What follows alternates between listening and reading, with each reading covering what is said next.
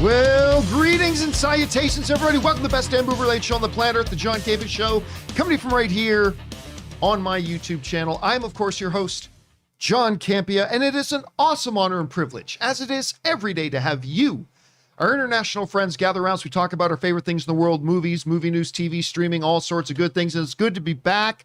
You guys may notice we didn't do a show on Friday. Thursday, me, Ann, and our friend Kaori, we decided to take an impromptu trip out to Vegas, so that's why we didn't do a show on Friday. But we did do some podcasts, but it's great to be back here in studio, and we are very glad that you are joining us here today. Speaking of being glad that we're being joined, we got Kimberly Curran is here. Kimberly, how are you doing?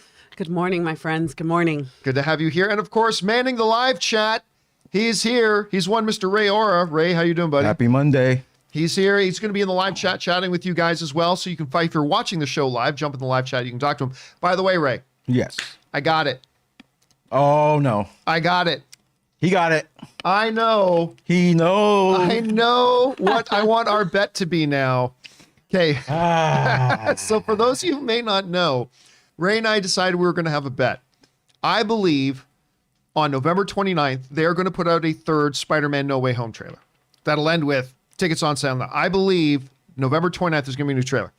So Ray doesn't think there will be. And so we made a little bet. We decided to make a bet. Now he wants me, you guys know, I almost vomit and gag at the thought of ketchup on eggs.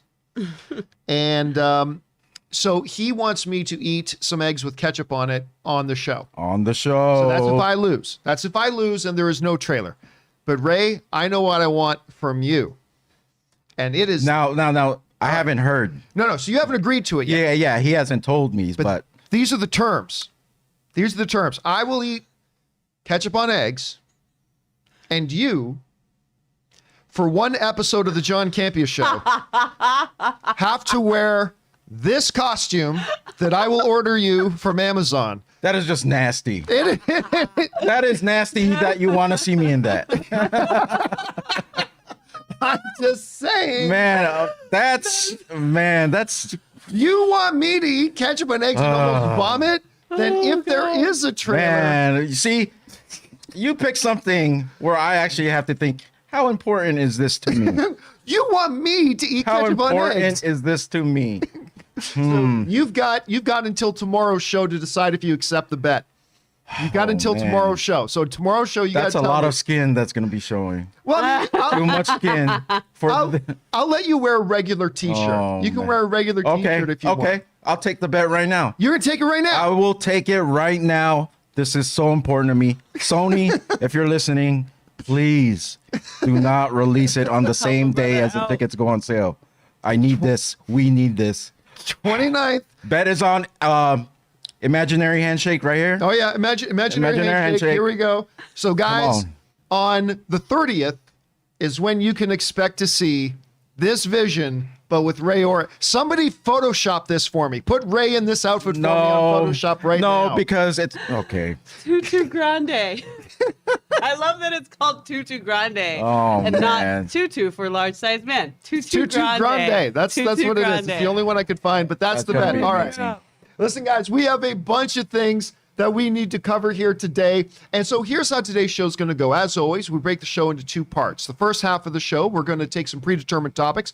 And then the second half of the show, we're going to hear from you guys. Now, look, if you're watching live and you would like to put in a thought, opinion, or comment on one of the stories we're discussing, use the super chat feature in the live chat there, and you can send that in and we'll read all your comments, thoughts, and opinions or theories, whatever, once we're done the main topics. However, if you'd like to get a question read on the show or an upcoming companion video, simply go down into the description of this video and you'll see a tip link. Click on that there, or you can enter it in manually at www.streamelements.com/movieblogtv/tip. Once you guys get there, you're going to see a form and you just put it out, fill in your amount, whatever, send it in, and we will read your question on this show or an upcoming companion video if we deem your question appropriate to be read on the show, of course. But most importantly, you'll be supporting the channel at the same time. And all of us here involved with the John Campea Show, thank you guys so much for your support. All right, guys. Let's get things started here. Oh, I almost forgot, though, one other thing. Want to remind you guys, if you need your daily fix of the John Campea Show, but you can't be in front of a YouTube video, maybe you're at the gym or you're commuting or you're running, whatever, Good news, there's an audio-only version of the show called the John Campea Show podcast. Just go into your favorite podcasting app of choice, search for the John Campea Show, and subscribe to the podcast today so it will be there when you need it. And we thank all of you guys who have already subscribed to the podcast. Okay, with that down, we've got a couple of off-the-tops to do here, so let's get started with this one. Many of you guys will remember that back at the Disney Investors Day call, that was, I guess, like a year ago now. That was a great event. Better than Disney Plus Day. Certainly better than the 2021 version of DC Fandom, but that was a great event. Anyway, one of the things that they talked about that surprised a lot of us was that they were going to do an Aliens thing. Well, here's something interesting. Director Ridley Scott is now saying that they've got the Bible and the pilot and the series all planned out for Aliens, and they've got a pilot written for a Blade TV series, a Blade series and an Alien series. Now, this comes to us from the folks over at Variety. Blade Runner, John. What's that? It's Blade Runner. Oh, what did I say? Blade. Oh, sorry, Blade Runner. Sorry. Equally dope. We'll be talking about Blade later. That's why I had that on the break. Thank you. Blade Runner. Blade Runner. Very important distinction. Thank you for throwing that in, Ray. All right. So here's the thing. This again comes to us from the folks of Variety, who says, Ridley Scott has confirmed that live-action TV series of two of his most enduring movies, Blade Runner and Alien, not Blade, are fast progressing with pilots written for both shows. Speaking with the BBC on Monday, the House of Gucci Helmer suggested that the Blade Runner adaptation is being plotted as a 10-episode series. We have already written the pilot for Blade Runner and the Bible. So we're already presenting Blade Runner as a TV show for the first 10 hours. Now, then he went on to talk about Alien, but Scott said Alien was getting a similar treatment. A pilot is being written along with the Bible of what aspires to be a 8 to 10 hours worth of TV show. So we got both going there. Now, I was a little iffy when they said they were going to be doing an Alien show in the first place. Alien, to me, is a franchise that has been, I'll use the word dying. It's a dying franchise. I feel like the interest in the franchise has waned. There hasn't been a great Alien movie since Aliens, since the second Alien movie. I don't think there's been a truly great one since. There certainly has been a lot of interest, but I feel like that interest has waned a lot.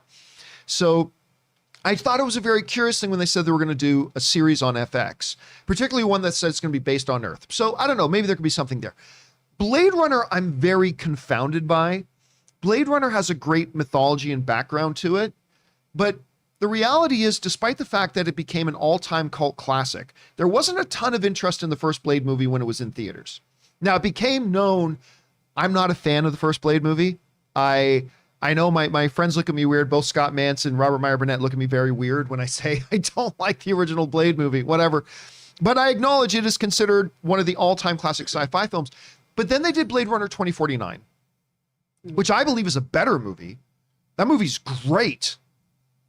And nobody wanted to go see it. Now, there's several reasons for that, but it kind of suggests to me that Blade Runner does not have, that kind of following. I have not felt any sort of desire or, what's the word I'm looking for, of any sort of a vacuum out there for Blade Runner content. I just haven't felt like that's been there.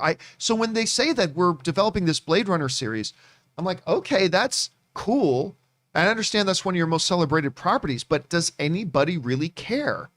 And while I'm sure there'll be some hardcore fans and people, who love both the original movie and Blade Runner 2049, I'm sure there's going to be some hardcore ones that say this is fantastic news.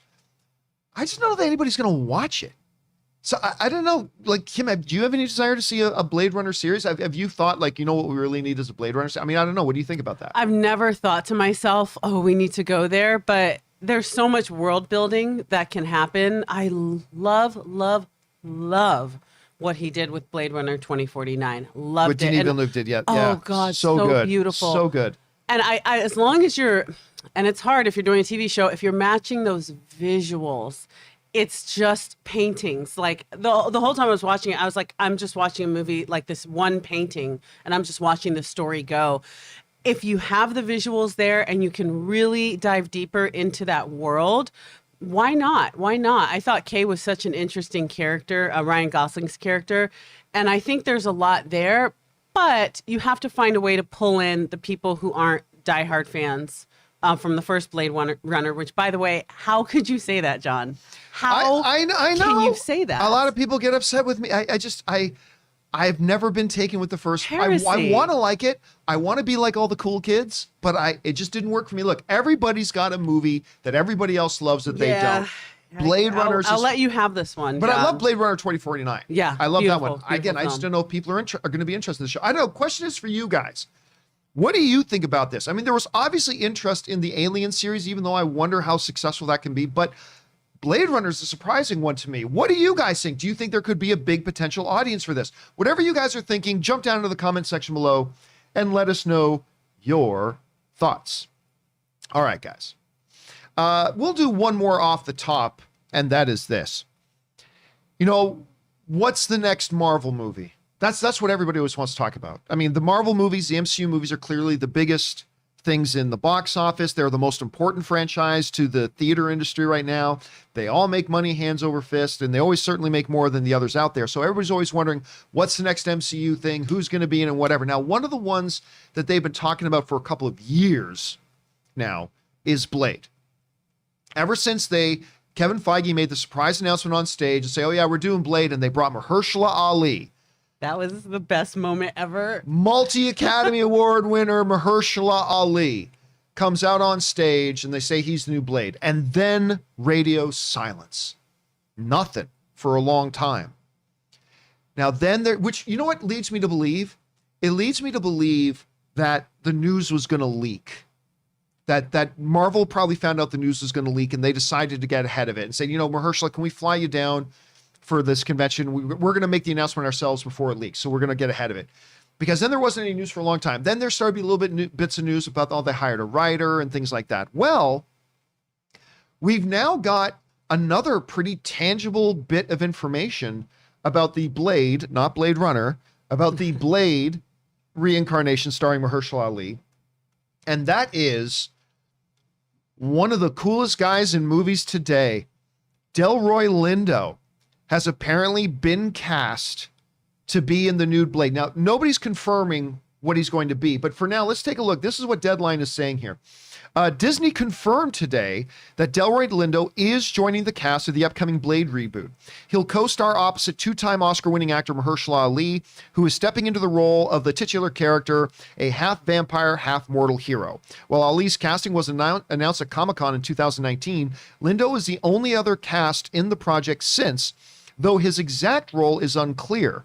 The film has, however, added a writer and a director. And of course, right now, they do have a release date. Everything seems to be moving forward on the film. Okay, so let's address, first of all, how cool it is that Delroy Lindo is joining us. My man. If you're going to get somebody as slick, just so cool, and as talented, and who just oozes coolness like Mahershala Ali to be your lead, you're going to have to be very careful about who you surround him with, because everybody else is going to kind of pale in comparison. I mean, when you look at the movie that he did, Green Book.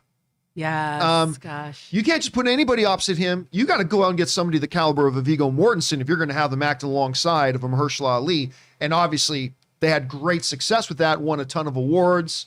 I really love Green Book. I think the movie's fantastic. I know a lot of people are like, why did Green Book win Best Picture? Because it was the best picture, Freaking thank good. you. Anyway, I thought it was great. So anyway, if you're going to do that, you got to go and get somebody cool. There ain't many guys that carry I hate using this word, but once in a while it needs to be used, who carries no, wait a minute, I'm not going to use the word. Well, maybe I will. The guy who carries the cachet against, I guess, say, as a Delroy Lindo. Yeah.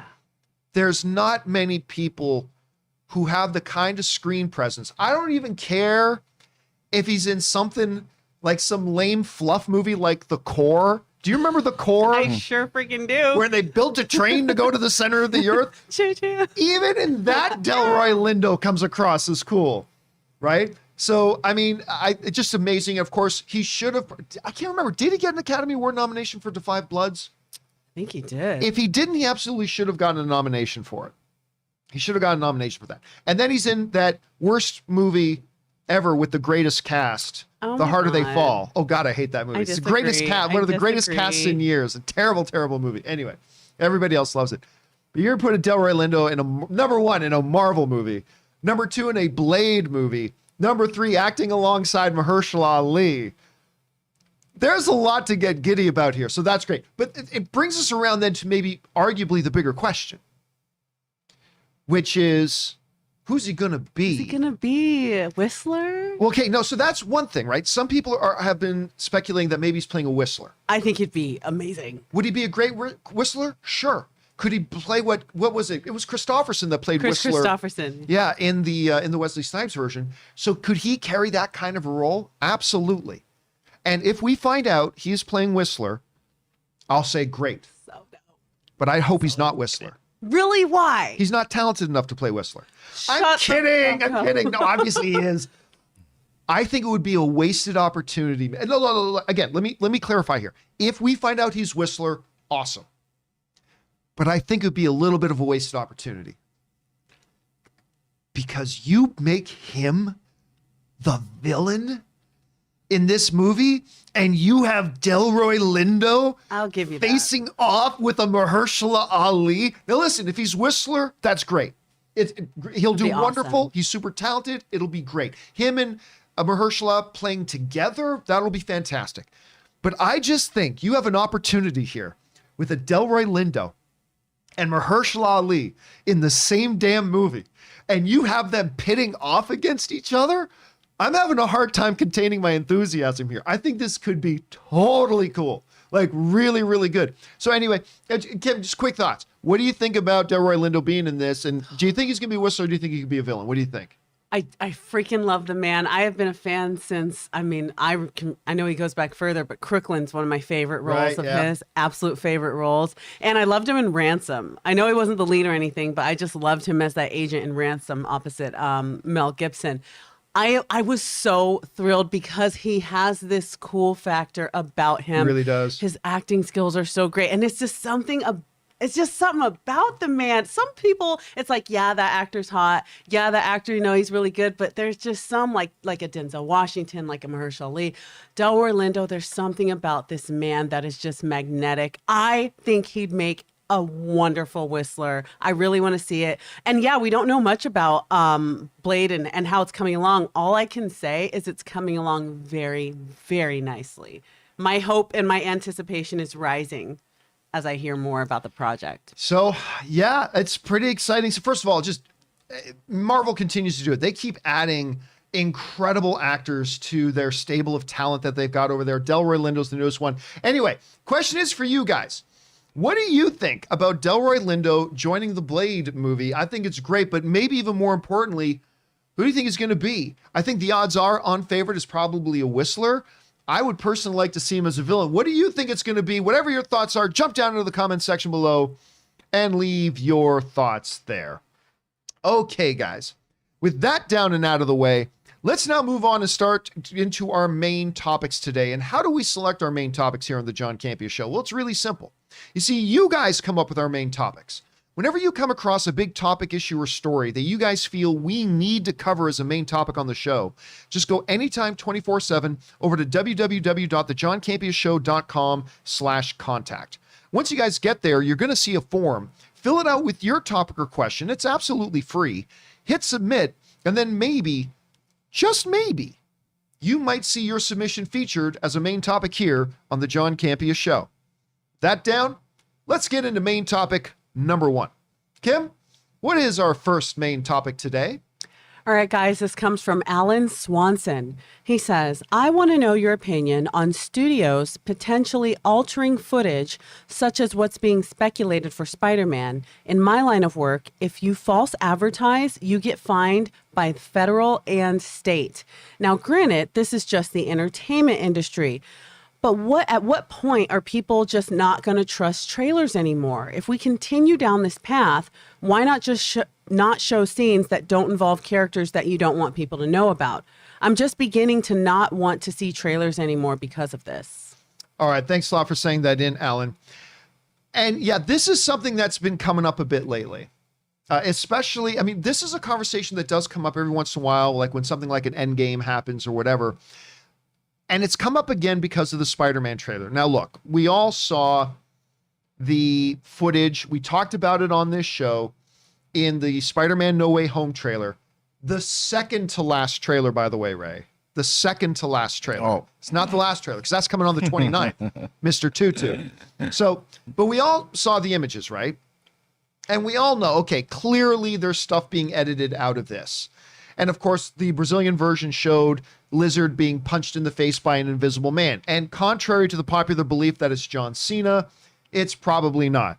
It's probably the other two Spider-Men, or it's possibly Doc Ock and Venom, or whatever else. But clearly, it's been manipulated to not show what is actually in the movie, right?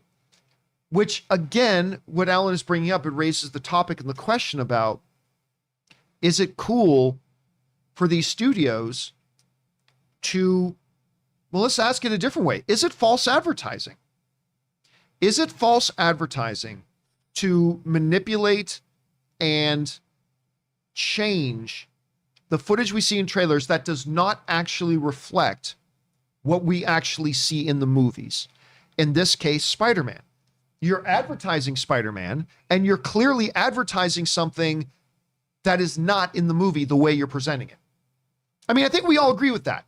They are advertising something. I think we all agree on that. They are advertising something that it does not an accurate representation of what is going to be in the movie. So I understand when some people then raise the question, is that then misleading? Is it false advertising? When you look at movies like Endgame that did a lot of that, when you look at movies like Star Wars Rogue One, I remember the first couple of trailers for Rogue One. When you go through the trailer now in Star Wars Rogue One, you realize half the shots in those trailers are not in the movie. There's a couple of Vader shots that are not in the movie. There's this iconic shot where I can't remember the name of the main character in the movie, but she's standing there on the platform and all of a sudden this TIE fighter rises up. While that scene is in the movie, that shot is not.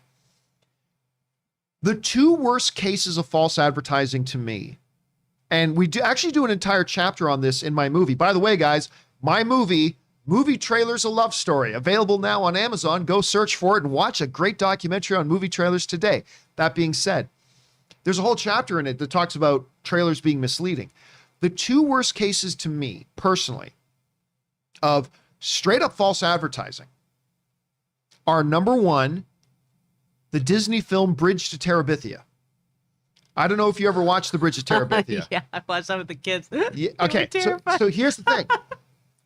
The trailers for Bridge to Terabithia make it look like a new Lion, the Witch, and the Wardrobe, like a new Harry Potter, like a new, Lord of the Rings kind of thing. The trailers present the Bridge to Terabithia as this magical kingdom hidden in the woods that a couple of children find, and it's about their adventures in the magical kingdom of Terabithia.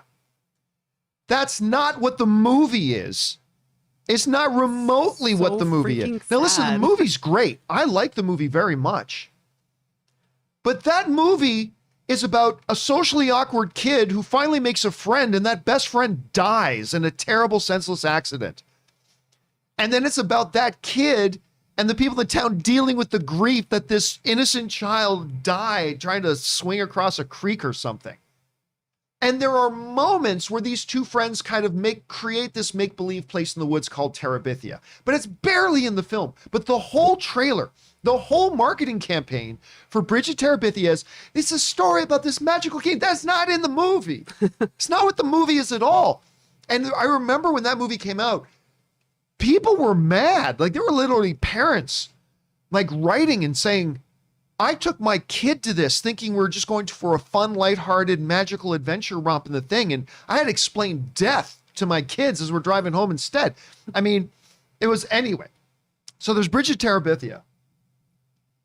The other one that's terribly, terribly misleading to me was Mission Impossible 2. Oh, with the motorcycle stunt with Thandie Newton. Right. Now, yes, Thandie Newton's in that one. But here's the thing. When you watch the trailers for Mission Impossible 1, or Mission Impossible 2, I should say, half the trailer is Anthony Hopkins. Like half of that trailer is either Anthony Hopkins on camera or you hear his voice. And it's publicized as Tom Cruise, Anthony Hopkins, Mission Impossible 2. Anthony Hopkins is in like 5 minutes of that movie. I mean, I think that's being generous. I don't even remember him being in the movie. See, yeah, exactly. Exactly. You don't even remember him being in it. It's not mission difficult, Mr. It's Mission Impossible. And that's Anthony Hopkins' line, right? It's not mission difficult, Mr. Hunt. Yeah, it's not mission difficult, Mr. Hunt. It's Mission Impossible. He's in like one short scene at the beginning and one short scene at the end, and that's it. So is stuff like this. Because look, all of us, I think, agree that when we saw the advertising for Infinity War and Endgame and they manipulate the footage, again, making it look like Hulk is running in Wakanda when that's never a part of it, taking the gems out of the Infinity Gauntlet so you don't know that he has the stones by that point. I mean, all of us look at that and say, oh, okay, they're just trying to keep the audience on their toes. Yeah. Sure. Captain America Civil War. There's a scene in the movie where everybody's running in a line against each other, like one line of heroes running this way, one line of heroes running the other, going into battle against each other. And in the shot in the movie, Spider-Man's in that shot. In the trailer, they digitally remove him from that shot, so you don't see him in the trailer. So we all understand, and we go, okay, that's just Marvel trying to keep a secret. At what point, though, does everybody start doing that? And at what point do we draw a line? And I'm not saying I'm saying there is a line. I'm just wondering, where does the line get drawn, if there is one, where now everybody starts doing it? Now, granted, this is a slippery slope argument, and slippery slope arguments are precarious at best. But for the sake of the discussion, shouldn't an audience be able to rely on, if they see a trailer advertising a movie, that this is what we're getting? And it's fine when one or two movies pull that little stunt, like Infinity War and Endgame did, to keep all of us on our toes. But at what point, if a lot of people start doing it, does the audience go, well, what's the point of a trailer? I don't even know if what I'm seeing is actually in the movie or not. I don't even know if what I'm seeing is actually representative of the movie or not. And I'm not saying we're there yet. I'm not. And I'm not saying that Spider-Man No Way Home this is an atrocity. This is false advertising. No, I don't think so at all. They're clearly trying to hide things from the audience. And by them releasing Lizard getting punched in the face, they clearly want people to talk about it. So clearly they want people to talk about it. But I am just wondering, theoretically, if more and more movies start doing this, does it become a problem? Does it become a problem if whenever you watch a trailer, you have to wonder if that's actually in the movie or not? Do marketing companies who make trailers start taking more and more liberty, saying, look, our job is to sell tickets. So if we got to fudge with this a little bit and maybe not be the most honest, if we need to fudge with it a bit, let's fudge with it a bit to get more people in the... I mean, at what point does it become a problem? So I don't know. Kim, do you have any trailers that you think to yourself, like, there's a trailer that I saw that, like, this is not... Remember that one Ryan Gosling movie, Fast? Was it called Fast? Faster? Was Faster? One was with Dwayne "The Rock" Johnson. One was with Ryan Gosling, and now I can't remember which one it is. But there's that one, Drive. Evelyn put in. Thank you. It's totally something different. Evelyn put it in the live chat first. Drive. Thanks, Evelyn. That Ryan Gosling film, Drive, right? Where there was actually a lawsuit. There was a lawsuit filed against the producers of Faster because a couple of people felt like, you advertised this movie like a Fast and the Furious action movie, and that's not what this movie was. And they actually got sued. And to this, I actually don't even think the lawsuit's been settled yet. I think it's been going on for years. But can you think of any trailers to you that you thought like this was specifically like really misleading? Yeah. I remember it was that girl that dances with Sia. That was on Maggie Ziegler and Naomi Watts. There was this movie that I thought was a cute, charming children's movie. It was called The Book of Henry. Oh, yes. That is not what it was. It was like, I don't want to spoil it, but it was basically like some child assassin. I was not expecting. I thought it was going to be charming. I thought this boy and his mom are going to help this girl. Her life is tough. That was so not what happened. And I was like, switch. This is weird. But I have a question for you, John. Sure. Because, you directed and wrote a movie about movie trailers. What does the studio give to the trailer company? Are they the ones that gave them the footage? They gave them everything. They give them everything. Do they give them everything, or they give them just what they want them to work with? Is my question. No, like for the most part, they basically give the trailer company everything, and say, okay. And they tell them this is kind of what we want a trailer to feel like. Okay. And then the trailer company makes it. They show it to the studio. Notes go back. They rework it. Goes back to the studio. Give more notes, and they revise and revise and revise. Okay. And I'm sure they give them notes about like this scene is off limits or this scene is off limits. But yeah, it's the trailer company. My other question is this. At what level do you think these things are happening where they're starting to omit and kind of twist things up? Like whose decision was it that said, you know what, the scene looks great, and maybe someone else said, okay, the scene with Electro and Lizard and Sandman, just don't put it in there. Who is it, do you think, that said, you know what, I got an idea. Put it in there. Put it in there. Take the 2 out, obviously. We're not going to give that away. But let's see if the fans catch up. Let's let them start talking and theorizing. Let's start the fire. What side did that? It was probably in discussion. It honestly, the original concept for it could have come from either side, and then it probably just evolved from there. Like, it's not something that the trailer company was surprised Sony with, and it might have been something that Sony went to them and said, we have an idea for this, but it could have originated on either side. And that's the thing about these trailers. By the way, Bill in the live chat brings up another really good one. When they said War for the Planet of the Apes, that was another one. Because the ad campaign for War for the Planet of the Apes makes you look like, this is it, guys. The other 2 Planet of the Apes movies have been building up for this. Now we're going to see the war between the apes and mankind. That's not what the movie's about at all. That's not in it at all. So that's another really good one. Anyway, the question is for you guys. Obviously, what they did with Infinity War and stuff like that was really fun. Obviously, what they've done here with the Spider-Man No Way Home trailer has got everybody talking. But is there a danger that at some point, if everybody starts doing this, that the audience at home can never know if they can actually rely on what they see in a trailer? Could that be a problem? Maybe not. Whatever you guys are thinking, jump down into the comment section below and let us know your thoughts. All right, guys. With that down, let's move on to main topic number 2. Kim, what is our second main topic today? Patricia says, Captain Jack Sparrow is not only my favorite movie character, but also my favorite character in all fiction.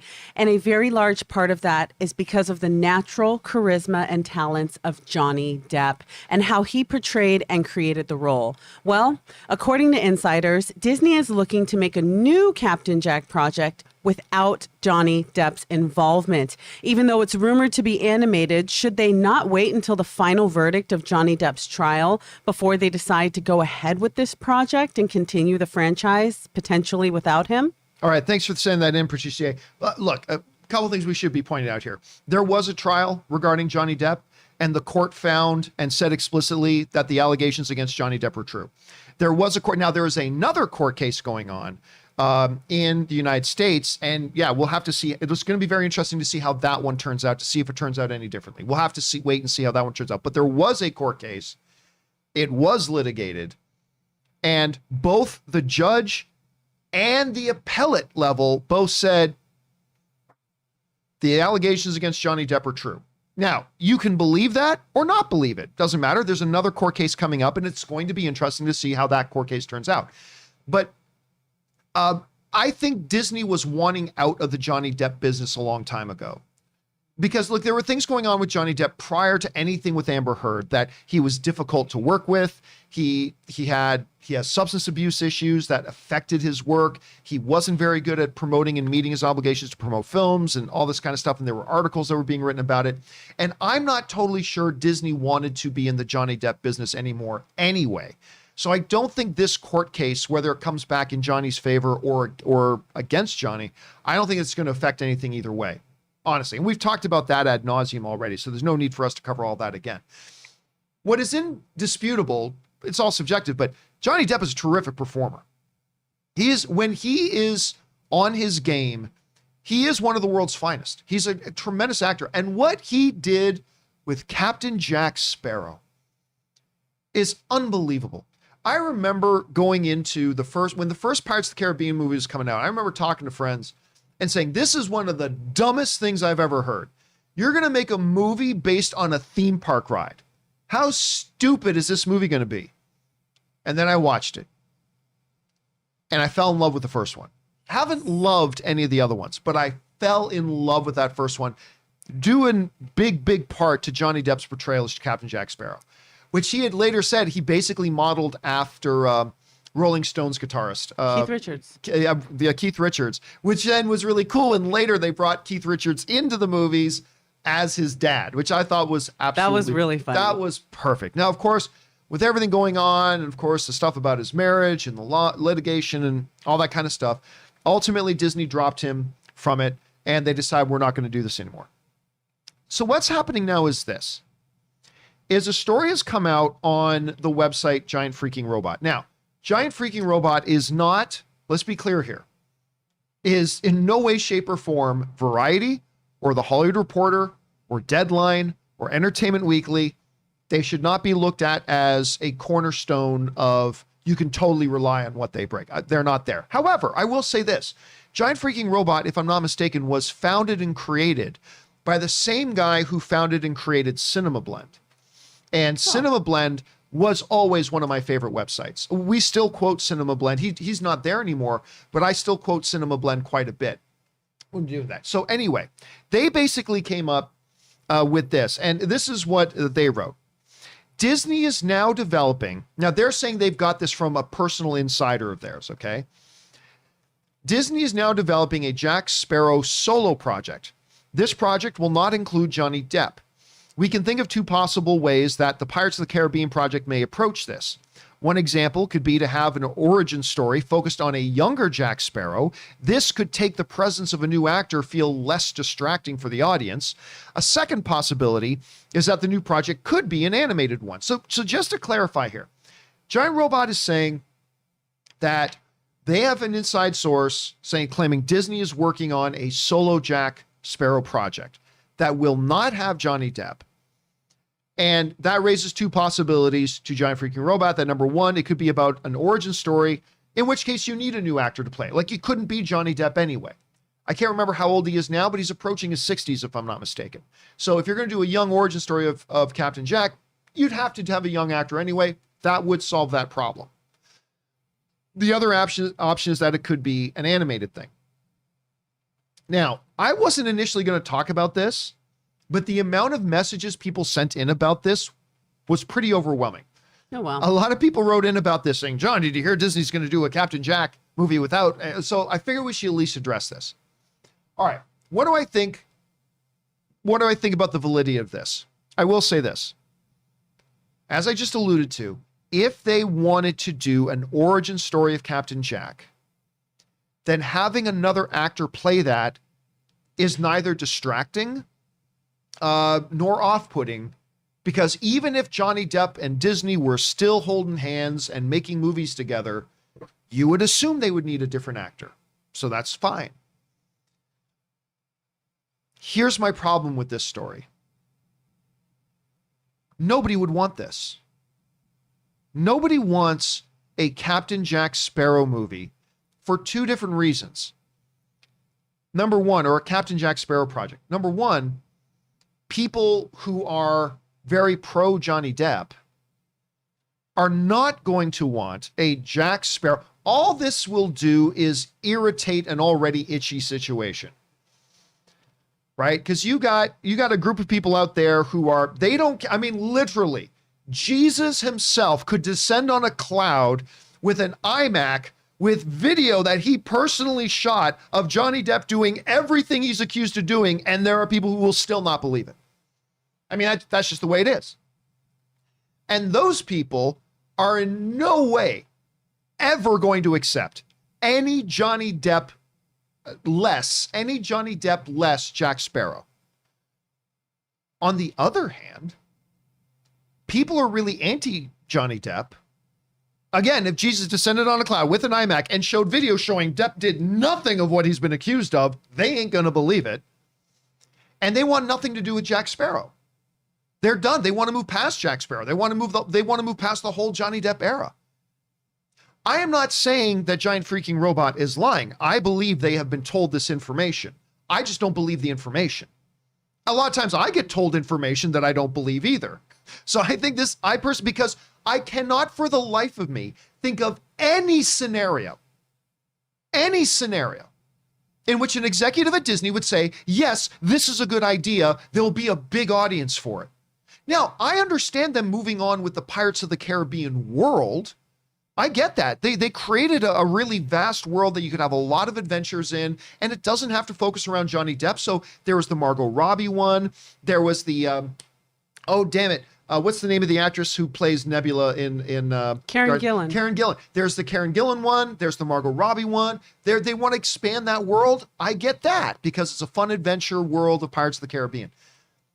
I just don't hear anybody saying, you know what we need? We need another Jack Black Jack Black. Totally different Pirates of the Caribbean. We need another Captain Jack Sparrow project without Johnny Depp. That's what we really need. I just don't see who that would please. I don't see who that would please. It wouldn't please the anti-Johnny Depp people. It wouldn't please the pro-Johnny Depp people. It ain't gonna please anybody. Nobody wants it, and I can't imagine for the life of me, because if this is true, it is one of the dumbest things I've ever heard come out of Disney. And every studio does its share of dumb things. Every studio does its share of dumb things. So does Disney, so does everybody. But this would be one of the dumbest. Because I don't think you can point to me to a pocket of people that'll go, yeah, I knew Captain Jack Sparrow without Johnny Depp. Yeah, I don't see anybody doing that. I don't see anybody doing that. Ray, I don't think you're interested in it. Oh, no. No. I don't think, Kim, you'd be interested in it. I'm just going out on a limb here. You know what? I'm going to tell you what my grandma used to say when I used to try to ride my dog like a horse. Let it be, child. Just let it be. Just let that thing be. Leave it alone. Stop it. At Pirates of the Caribbean 5, I was like, it's got to stop. Stop. The first one, lightning in a bottle. It was magic. The way he made that character his own, nobody could step in and play the Jack Sparrow coming off of, if you're picking up from the timeline off of Dead Men Tell No Tales, you can't just put someone else in that place. He made it his own. It's like redoing Mrs. Doubtfire or something with someone else. You just can't do it. The only possible way I see this is if there's like a kids animated show, you already have Jake and the Pirates. If there's a kids animation is one of the things that they brought up. They did brought up maybe it could be animation, but for kids, not animation that we're gonna watch. The ones are drunken womanizing pirate. You know what? Is that a good kids thing? I don't know. You know what? These days, I don't put anything past anyone. Honestly, you could make him like, don't do drugs, kids, just say no. But that's kind of the only way I see this. Or if you're going to do a prequel and you want to do like the teenage version or something like that, that could be cute as long as you're not trying to do a Johnny Depp impersonation. Then I'd be like, just let that thing be. But I don't want to see a Pirates of the Caribbean 6. I don't want to see that.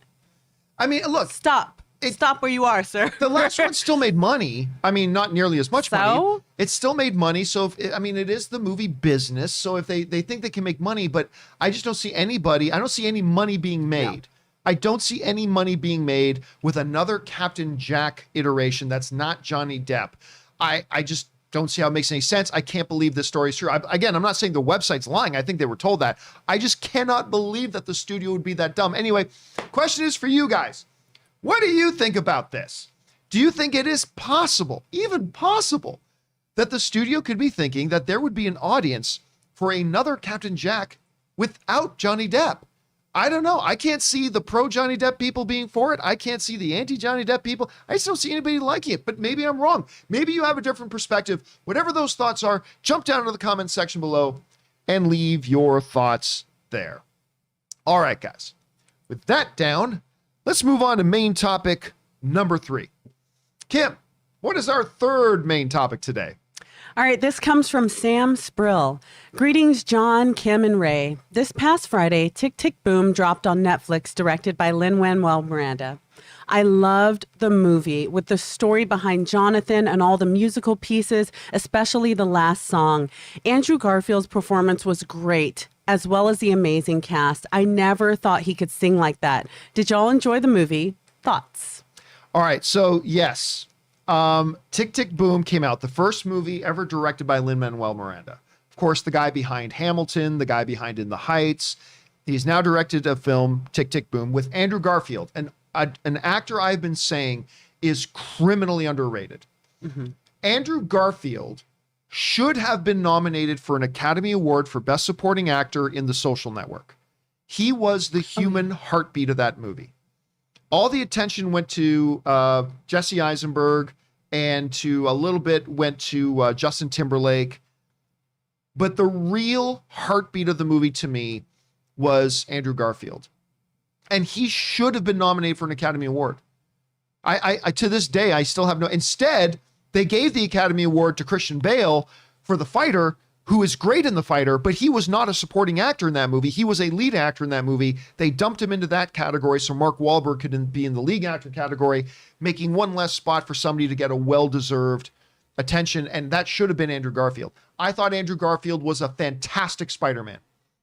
I thought he was a great Spider-Man. I loved him in the Amazing Spider-Man movies. Even if I didn't love the second Amazing Spider-Man movie, I thought he was really good in them. Then he did Heartbreak Ridge. Sorry, was it Heartbreak Ridge? No. Hacksaw. Hacksaw Ridge, right. Heartbreak Ridge is a totally different one. Hacksaw Ridge, directed by Mel Gibson, also had Vince Vaughn in it. That movie's magnificent, and Andrew Garfield, I believe he might have been nominated for an Academy. Can you look that up? Was Andrew Garfield nominated? I think he was nominated for an Academy Award for that. He should have been. If he wasn't, he absolutely should have been. This dude's fantastic. Now, of course, all the discussion about Andrew Garfield right now is surrounding Spider-Man, obviously. Right. But this little movie, Tick, Tick, Boom, for those of you who don't know anything about it, here's a basic synopsis of the film. All right, Netflix describes the movie as this. The film follows John, played by Andrew Garfield, by the way, this is a true story, this movie. A young theater composer who's waiting tables at a New York City diner in 1990 while writing what he hopes will be the next great American musical. Days before he's due to showcase his work in a make or break performance, John is feeling the pressure from everywhere. From his girlfriend, Susan, who dreams of an artistic life beyond New York City. From his friend, Michael, who has moved on from his dream of a life of financial security, amidst an artistic community being ravaged by the AIDS epidemic. With the clock ticking, John is at a crossroads and faces the question everyone must reckon with. What are we meant to do with the time that we have? Now, do we have an answer on that thing? Yeah, he was nominated in 2017 for Hacksaw Ridge. For Hacksaw Ridge, good. Yeah, he was nominated. He absolutely deserved to be nominated for that because he was like freaking incredible in that. So good. So for those of you who don't know, this is a movie about the true story of the guy who wrote the Broadway changing Rent. That just became one of the biggest hits in the history of Broadway. They went on to make a movie version of it. Movie version wasn't as great. I mean, Rent is a story that plays much better on a stage than it did on a movie screen, to be honest with you. But still, they went on to become a movie, and it is still considered one of the most celebrated musicals of all time. And it was written by this dude who was literally doing it while he was working in a diner. And it's a musical, obviously being directed by Lin-Manuel Miranda. And I didn't know that Andrew Garfield sang the songs himself. I didn't know. You didn't? I had no idea. I didn't know the son of a bitch could sing. Not like that. Not like this. He was awesome. This, to channel my inner Stone Cold Steve Austin, this son of a bitch can sing. I mean, hell yeah, this guy can. Oh my God, I'm listening to this guy sing. I'm like, so good. This is just universally unfair. That Andrew Garfield, he's a good-looking cat. On top of that, he's a tremendous actor. And now on top of that, that dude can sing like that. That's just stupid unfair. That is just stupid unfair. But at any rate, let me talk for a second about the direction. This movie is brilliantly directed. The way it hopscotches between narrative, musical, flashback to present interweaving the different story aspects would have been incredibly challenging to pull off. I am so thoroughly impressed with Lin-Manuel Miranda's direction in this. I didn't think he could do this well. Obviously, I knew he would make some great musical numbers because it's Lin-Manuel Miranda. Of course he's going to do that. I expected that. I was not expecting such an apt hand at laying out the story and telling it in such a way with all the radical pacing and cutting and the moving between eras and times and things like that. And it flowed seamlessly. It flowed coherently, which is something that a lot of movies struggle with. They struggle when they're jumping back and forth between either geographical locations or eras in time. They really struggle with maintaining a coherency to the story. Lin-Manuel Miranda did such a great job of doing that. I was floored by it. The musical numbers are not my favorite musical numbers. I'm just going to be honest with you. Like, the songs in this are not nearly as catchy to me as they were in, say, Hamilton or in Les Mis or things like that. But still, good, solid music. Andrew Garfield singing the hell out of them. And it's really interesting to me watching this character writing this musical Suburbia. It wasn't Rent he was trying to write. But as he's trying to write this musical called Suburbia, which was going to be his big breakthrough thing, at least that's what he was hoping it was going to be, you see his life and you start to recognize Rent in his life. As he's going through all these things, you recognize that's where Rent came from. And then his agent named Rosa is in it. And I'm watching Rosa, I'm like, I know her. Who is that? And I'm like, oh my God, that's Judith Light from Who's the Boss? Oh my God. And she ultimately says to him, write what you know. And so you see all these things happening, you know, well, that's where that came from in Rent. And that's where that came from in Rent. It's a very good movie. I will say this. I don't know that it's for everybody. Now, I'm somebody who really appreciates production. And I appreciate, because I've been through things. I've written musicals before. In high school, I used to write a couple of musicals that we did that we performed at school and everything for the big assemblies and everything. I understand trying to make your own movie and dreaming of all that kind of stuff. So I think people on the inside is going to have a real appreciation for that. Also, anybody who's a big fan of Rent, I think is going to have a big appreciation for this. Some of it might be a little inside baseball for some of the average audience, though. I'm not totally sure how a lot of the average audience will respond to it, or if it'll connect with them on that level. But there's a couple of powerful messages in this movie. One of which being the message of failure. Like, everything in this movie, you realize the musical he's writing in this movie is not Rent. The musical he's writing, the thing that he thinks is going to be his big thing, is this musical he's trying to do called Suburbia. By the way, Vanessa Hudgens is in this movie too. It's very good. Wow. Wow. I've always liked Vanessa Hudgens, but I'm glad she's sticking with singing. Yeah, I'm glad she's not like, oh, I need to break away. People only know me from singing in movies. I'm so glad she's sticking with it. Yeah, I was just wow. I was totally floored by it. Couldn't believe how good she was in that. And very, very impressed. Anyway, she's not in a lot of the movie, but you realize there's a great message in this that I love about failure. Because his Suburbia thing was a failure. But it wasn't really, because it led to his next step.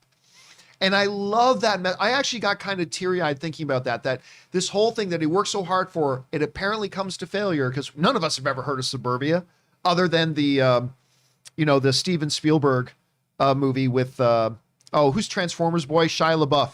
That's probably the only Suburbia. Or no, is that Suburbia or was that something? No, isn't that Matt Damon? What's that? Disturbia. Disturbia. That's what I'm thinking of. Not Suburbia. Disturbia. Thank you, Ray. Disturbia. So that's the only one I can think of. So no, but none of us know about Suburbia, the thing that John was writing. But it's what led him to writing one of the most influential, important musicals of all time in Rent. And so there's that aspect to it as well. The performances are great. Very well directed. Again, I'm not the biggest fan of the musical numbers in it, just to be honest with you, but I thought this was a very good, solid movie. And listen, I will crap on Netflix all the time about how bad Netflix original movies are. And they are. 9 out of 10 of them suck. But if I'm going to criticize them for how much their movies suck, then I got to call it out when they put up a good one. Like when they put up an Old Guard or they put up an Irishman or something like that. Tick, Tick, Boom's a good one. And I quite enjoy. You had a chance to see it too. What did you think about it? Man, oh man, it was fantastic. It was so beautiful. I agree with you. I love that it wasn't like this bright shine. I mean, it was a true story. So I love that it wasn't just this super happy ending. You had to go through the failure. And that was the message, is that don't get discouraged by the failures, because it might give you the steam for that win that's going to change your life. But if you love Broadway, there are some cameos in here that blew me. So many cameos. I was like, is that BB Newworth and Bernadette Peters and Felicia Rashad? Oh, don't get me started. There's a song in there called Sunday. Yep, brunch. And it was Sunday one brunch, of those songs that made me get goosebumps. It got the tears going. And Andrew Garfield, I was just like, at one point I was seriously like mouth open, like, oh my gosh, his voice is so good. Of course, you had a bunch of Hamilton cameos in there. Lin-Manuel Miranda, man, this guy, he's going to bring us some amazing stuff in the future. This right here, and I want to encourage people, if you're not, some people are like, I don't watch musicals. That's cool that it was great, but I just don't watch musicals.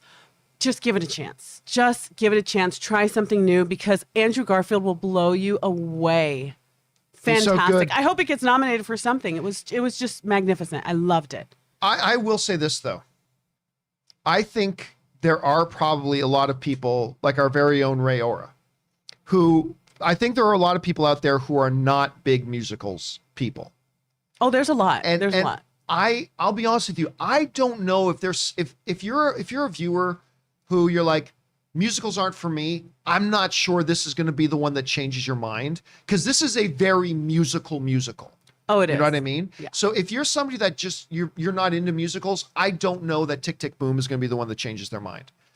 All I can tell you is that I appreciated it. I thought it was good, and the talent of Andrew Garfield. Wow. I am just gaining new levels of And respect dancing. for this. And yeah, there was the dancing. He was moving a little bit. I was like, okay. There's a scene I can't remember if it was Vanessa Hudgens or not, but there's that scene where he's sitting on a stage on a bench beside a female singer, and they're singing about what real relationships are like. Oh, and they're going like, And yeah. they're doing the whole choreography, and I'm like, I would have this gotten is lost awesome. at step 3. Yeah, me too. And that was done really, really awesome. Anyway, if you were somebody that you think that sometimes some musicals can work for you, give Tick Tick Boom a shot. If you just generally don't like musicals, I can't say this is going to be the one that'll change your mind, because again, like I said, it is a very musical, but there's some magic in it. The tragedy of it really gets me. If you don't know what the tragedy of this is, it's a real life story. You can look it up easily enough, but I wasn't aware of the tragedy. I didn't know about it. I didn't know about it. I literally cried when I found out. I don't want to spoil it for anyone, but yeah, I mean, it's a true story. You could, but yeah, we won't say what it is. But oh my gosh, I had no idea about it. I had no idea about it. So anyway, there's that. Question is for you guys. Have you had a chance to see Tick Tick Boom yet? If so, what did you think? Did you love it? Did you not? Are you a musical person? Are you not? Whatever you're feeling, jump down into the comment section below and let us know your thoughts. Okay, guys. With that down, let's move into main topic number 4. Kim, what is our 4th main topic today? All right, this comes from James Argenta. Ghostbusters Afterlife won the box office this weekend with $44 million opening weekend. While the win was not a surprise, during COVID-19, the film managed to make only $2 million less than the opening weekend of the 2016 Ghostbusters at $46 million with half the budget. $144 million versus $75 million. With kids off of school next week, what do you think Ghostbusters Afterlife can have at the box office run like Free Guy and remain in the top 10 for weeks to come? All right, thanks a lot for saying that in. And yeah, listen, we've been talking about Ghostbusters Afterlife for, it feels like a couple of months now, because again, when Aaron Cummings and I were at CinemaCon in Las Vegas, they surprised us. Like, we knew there was a Ghostbusters Afterlife presentation, and sure enough, Ivan Reitman and his son Jason Reitman, who directed this one, came out on stage and were talking about it and blah, blah, blah. And then they shocked us when they said, oh, by the way, we're going to show you the whole movie now. And we're all like, what? Really? And sure enough, they showed us the whole movie of Ghostbusters Afterlife. And we loved it. Aaron loved it even more than me. Like, I wish Aaron could be here right now. And by the way, all of us here at the John Campea Show send all of our happiest thoughts and celebration to both Aaron and her husband, Tom, for their arrival of little baby Degnan, her husband, Tom Degnan. And they just, so I won't tell you the name of the baby. I'll wait for Aaron to announce the name of the baby. But so I won't tell you their name. So but exciting. Just so happy for them. Oh my God. Aaron sent me some video. I'll show it to you. I'll show you the video after we're done the show today. Oh But my gosh, I'm gonna cry just thinking about it. I'm so beautiful. excited for her. He's beautiful. Oh. Anyway, back to the main thing, and I'll let Aaron tell you the name later. But so Aaron and I watched this, totally floored by it. I had a great time with it. I wasn't so huge on the third act, or no, the end of the third act. I wasn't super feeling the end of the third act, but other than that, it's a fun, joyous movie, all the right amount of homage to the original Ghostbusters without just being a big homage fest. And I thought it worked. And now we talked last week about the fact that the box office projections were kind of low. Like Sony was even forecasting that they thought it was going to make between like 25 and 28 million opening weekend. And listen, I've said for a long time, this Ghostbusters Afterlife is not going to make 200 million opening weekend. This isn't going to be $1 billion film. It's a little too late. This should have been moved on earlier. It doesn't have as much nostalgia factor as a lot of people think. But still, this thing did still come out. And while it didn't come anywhere near $200 million, it exceeded both Sony's expectations and the industry's expectations, making $44 million. All right, this comes to us from the folks over at Variety who write the following. Directed by Jason Reitman, who is an incredible director.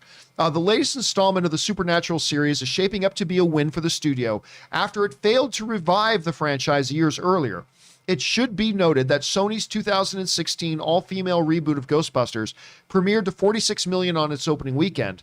And that's only $2 million more than Afterlife just did. However, that film, the older one, cost $144 million to make, compared to just a modest budget of $75 million price tag for this movie, Ghostbusters Afterlife, making it a box office dud. That's the last one being a box office dud. So this movie does basically the same amount of business as the last one did, except this one cost, at least on an opening weekend, this one cost half the amount almost, which is great. Paul Rudd is fantastic in this. Oh my gosh, he's so funny. I've already reviewed this movie a couple times, so I won't do the review again. Does this movie have the chance to have the kind of legs that Ryan Reynolds' Free Guy did? Because remember, Ryan Reynolds' Free Guy, which by the way is awesome. You need to watch that movie. But it got such good word of mouth that it just hung around the top 5 week after week after week after week. And people just kept going to see it and picking up on it. I think Ghostbusters Afterlife has that kind of potential.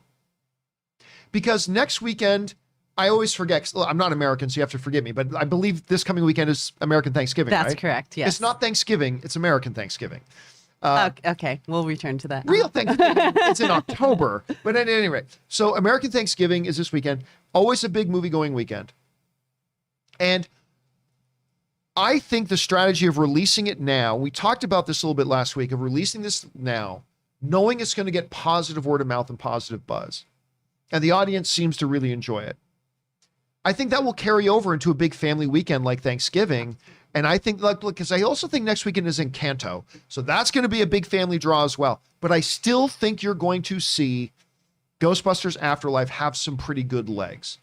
I'm not saying it's going to have the same amount of success that Free Guy did. I still think there's a number of things working against Ghostbusters, including this movie's coming a bit too late. It's got the negative baggage of the 2016 Ghostbusters, which I don't think is as bad. It's not great, but I don't think it's as bad as some people make it out to be. But still, that movie left a bad taste in a lot of people's mouths. Yeah, and of course, Sony decided last minute. Look, one of the things I really try to avoid telling people about coming out of the movie was that, oh yeah, Ernie Hudson and Bill Murray and Dan Aykroyd all show up at the end of the movie. I didn't want to reveal that. But then Dan Aykroyd, Ernie Hudson, and Bill Murray started to do it. Sony started sending them out on the talk circuit thing to talk about being in this movie. So it's like, oh, okay. So they're giving away. By the way, Ray, just another bit of evidence. Sony waiting till the last minute to reveal the big appearances in it, like Bill Murray. That's just what they're going to do with Spider-Man. Come November 29th. Start getting suited up. Start getting ready for that suit, brother. All right, anyway. I need to work out. So yeah, that's, by the way, as a side note, I think another little bit of, representative evidence, I will call it that Sony waiting till the last minute to reveal Bill Murray and everything's in the movie. I think they're going to do that with the Spider-Man one as well, but we'll find out soon enough. That being said, all that in there, I think, has led to it to have a better than expected opening. I think it will have good legs moving into its second weekend, even though it's going to have some stiff competition.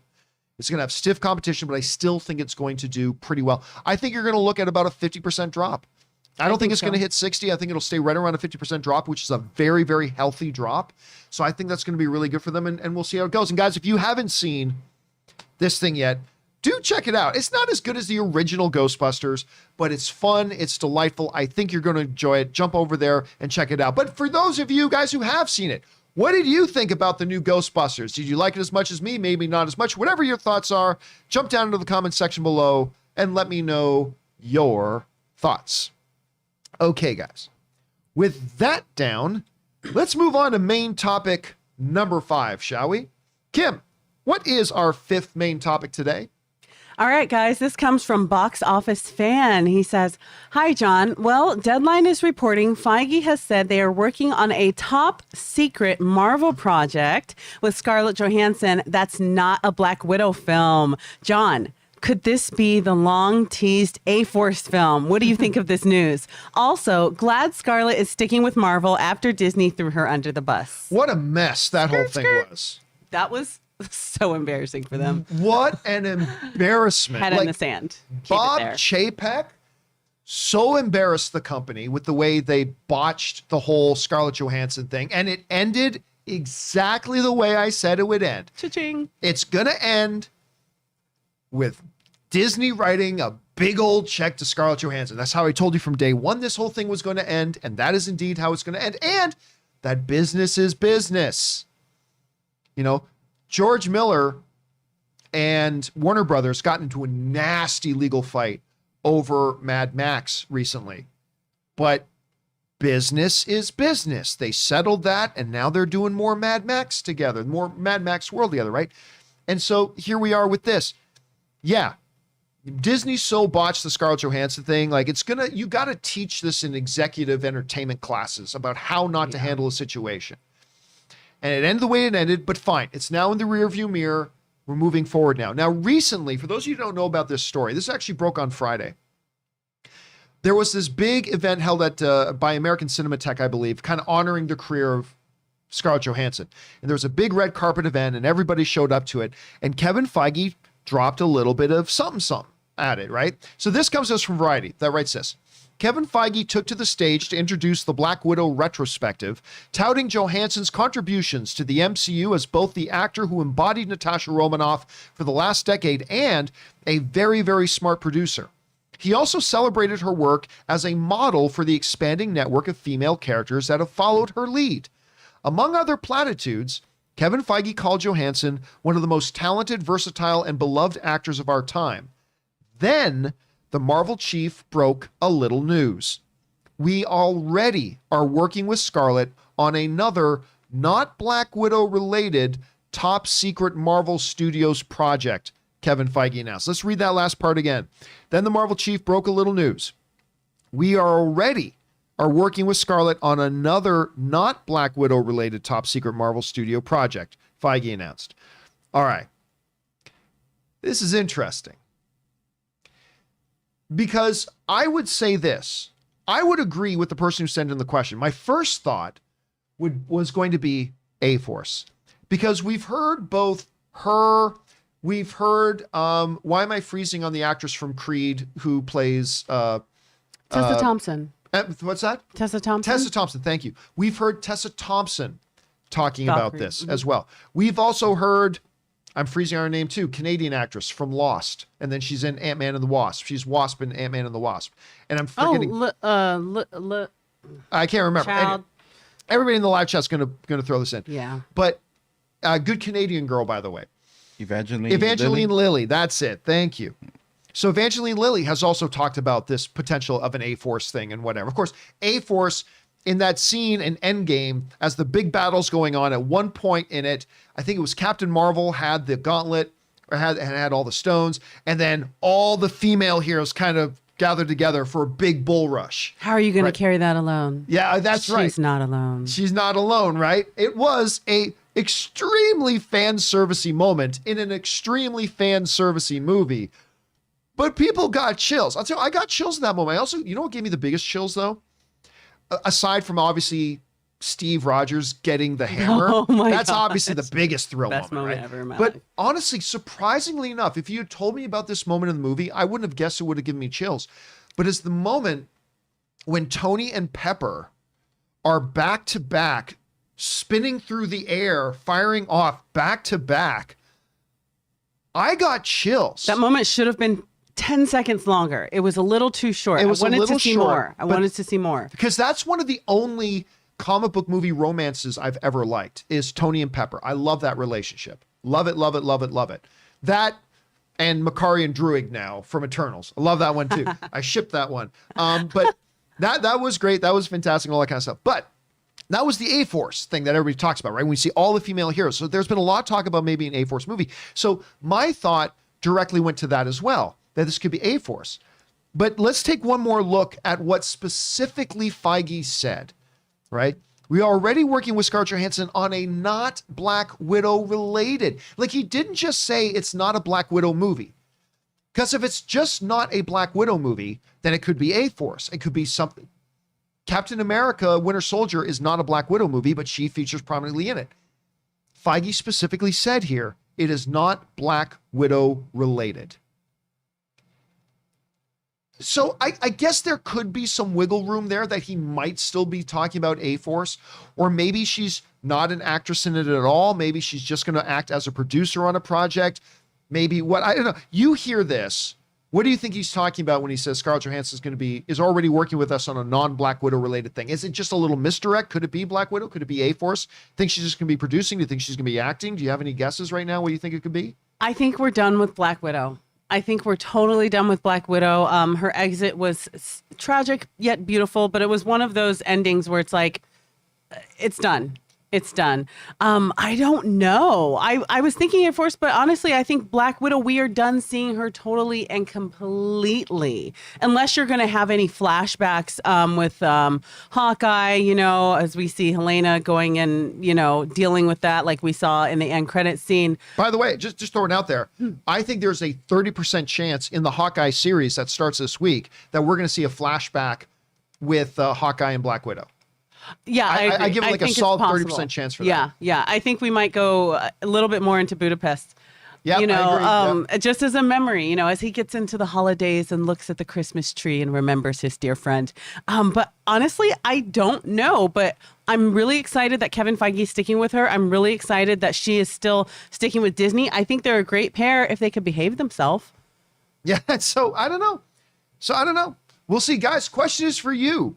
What do you think this big top secret Scarlett Johansson project might be? I still think there's a chance it could be A-Force related that she's working on. Maybe, maybe not. Maybe she's going to be a producer. Maybe she'll be back acting. Whatever you guys think this might be, jump down into the comment section below and let us know your thoughts. All right, guys. With all that down and out of the way, we told you at the beginning of the episode here that if you've got a thought, opinion, or comment, not a question, but a thought, opinion, or comment about any of the stories we talk about, fire it into the super chat. You guys have been firing a bunch in. So let's jump over right now and see what you guys have been saying about this stuff. So, Kim, what are we starting off with here? All right. Stefan De Lint Waters says, hello, John and Guess. Turning 38 today. Happy birthday, Stefan. Happy birthday to you, friend.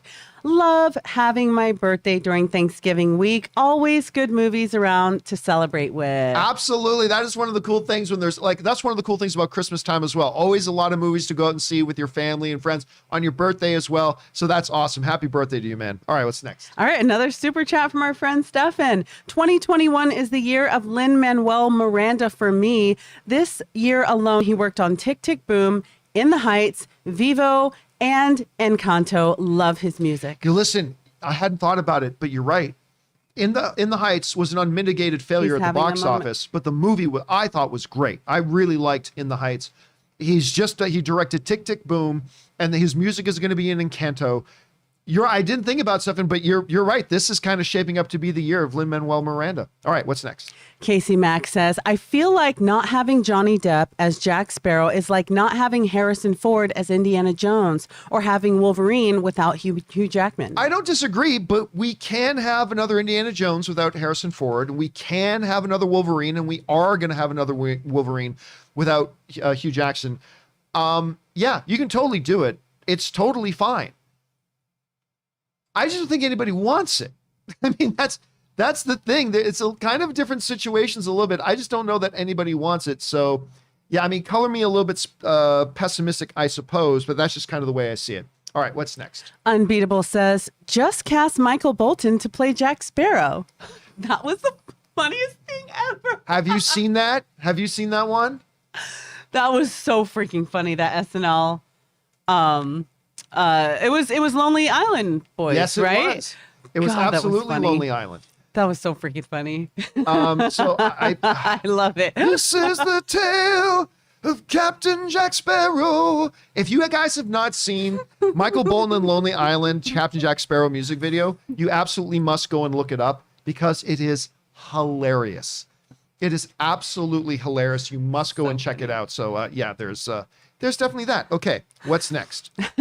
Jose Garcia says, Ray's got to give us at least a twirl in that fit. Oh, I think Ray's going to have to stand up and do that little twirl. Come on, Sony. Come on, Sony. Twirl or a twerk? You're going to have to get into one of them. Twerk. I can totally down for Ray doing a twerk. Oh, boy. Start your choreography, buddy. No, you're not adding. You're not adding Okay, to we this won't bet. add any more thing to it. All right, what's next? Al Renshaw says, nope. We need to get Kimberly in on this bet somehow. No, you don't. You do not. Now, Kim will have her own bet at some time, but not on this one. Not on this one. All right, what's next? Zombie TV sends in a 1999 super chat. Thank you. Oh, thank you for sending that in just to be supportive. Thank you, Zombie TV. All right, what's next? Raymond Verada says, next bet should be for all the marbles. Breakdance. Never going to happen. Just so you know, Dun, never dun, dun, dun. never going to happen. Dun, dun, dun. Yeah, breakdancing. I'll pull out my old Adidas windbreaker outfit, the cardboard box, get some Houdini playing on my jam box. Yeah, no, ain't gonna happen. There's nothing that could possibly make that happen. All right, what's next? Let's get it, you guys. Let's keep going.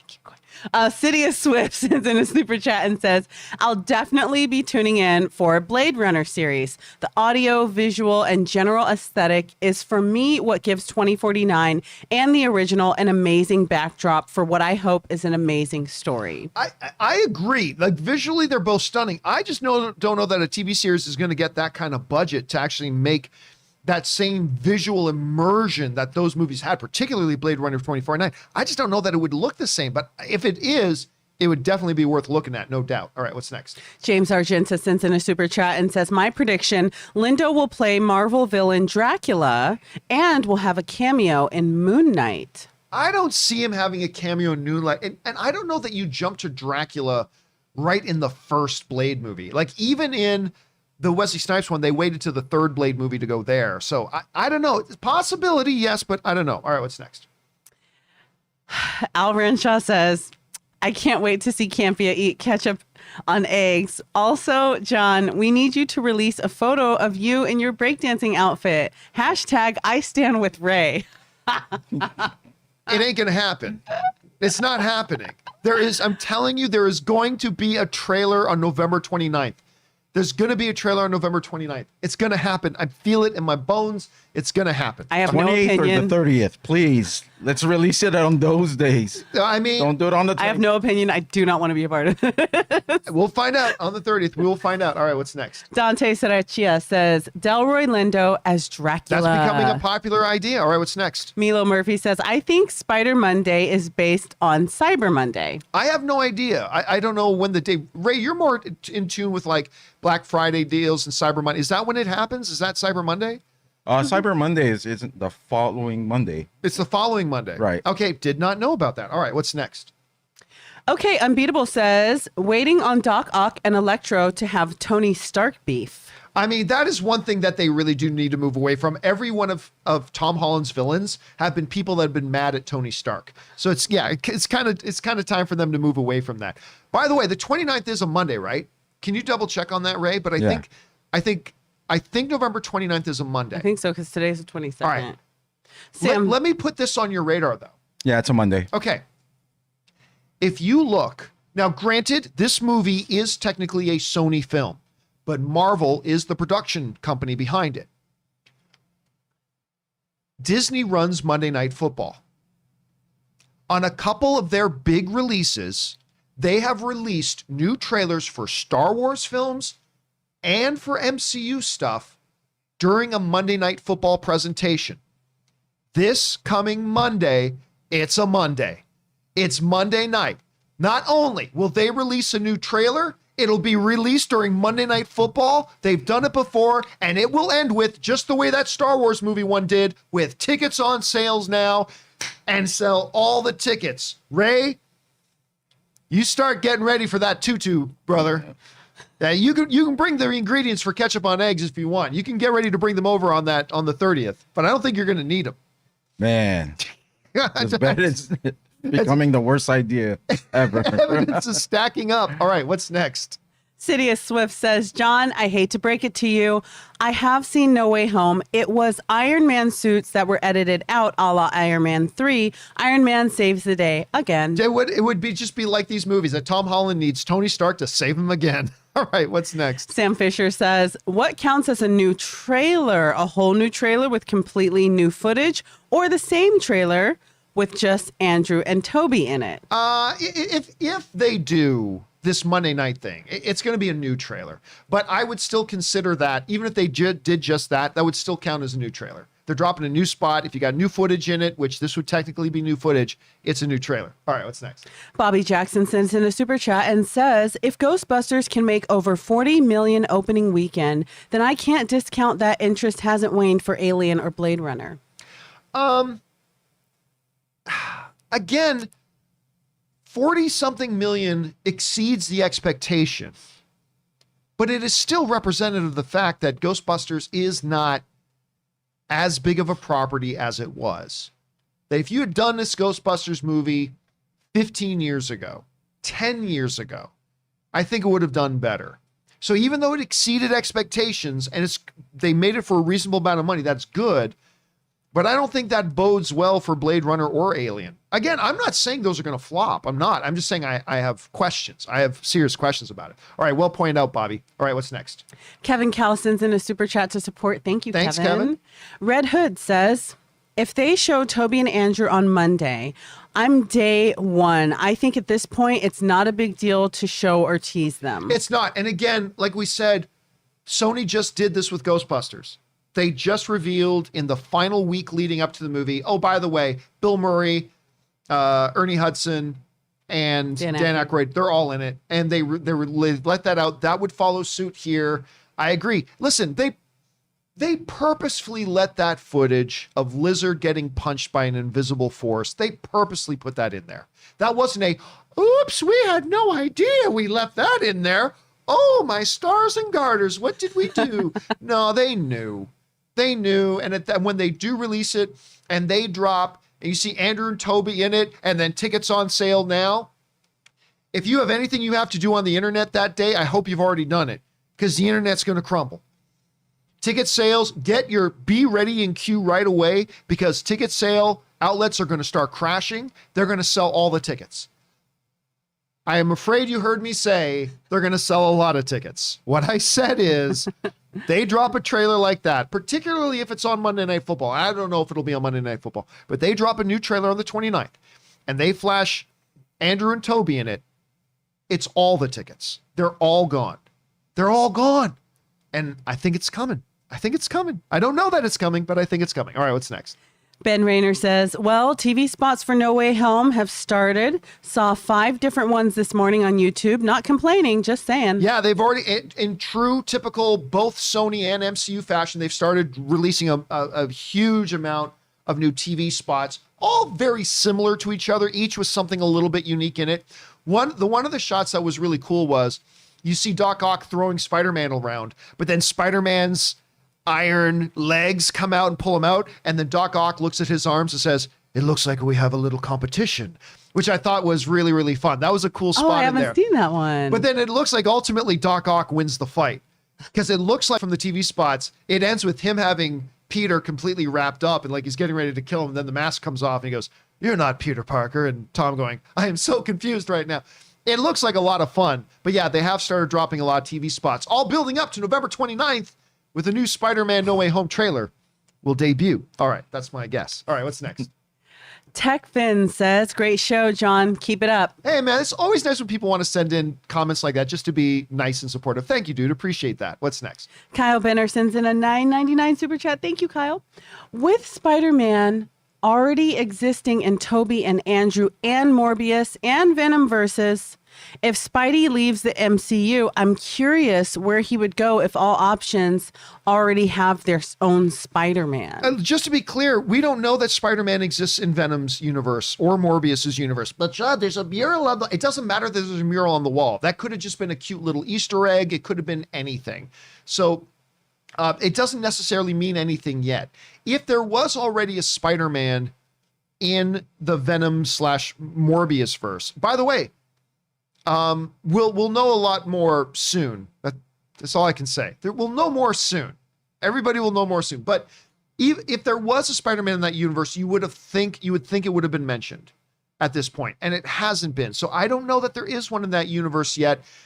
Then the meaning of the mural on the wall, who knows? No idea. Again, like we said, it could just be a fun little Easter egg that, you know, Jared Leto's character's walking through an alley and there's this mural on the wall. It's unimportant. It's just an Easter egg. Maybe, or maybe it has more meaning. We'll find out soon. All right, what's next?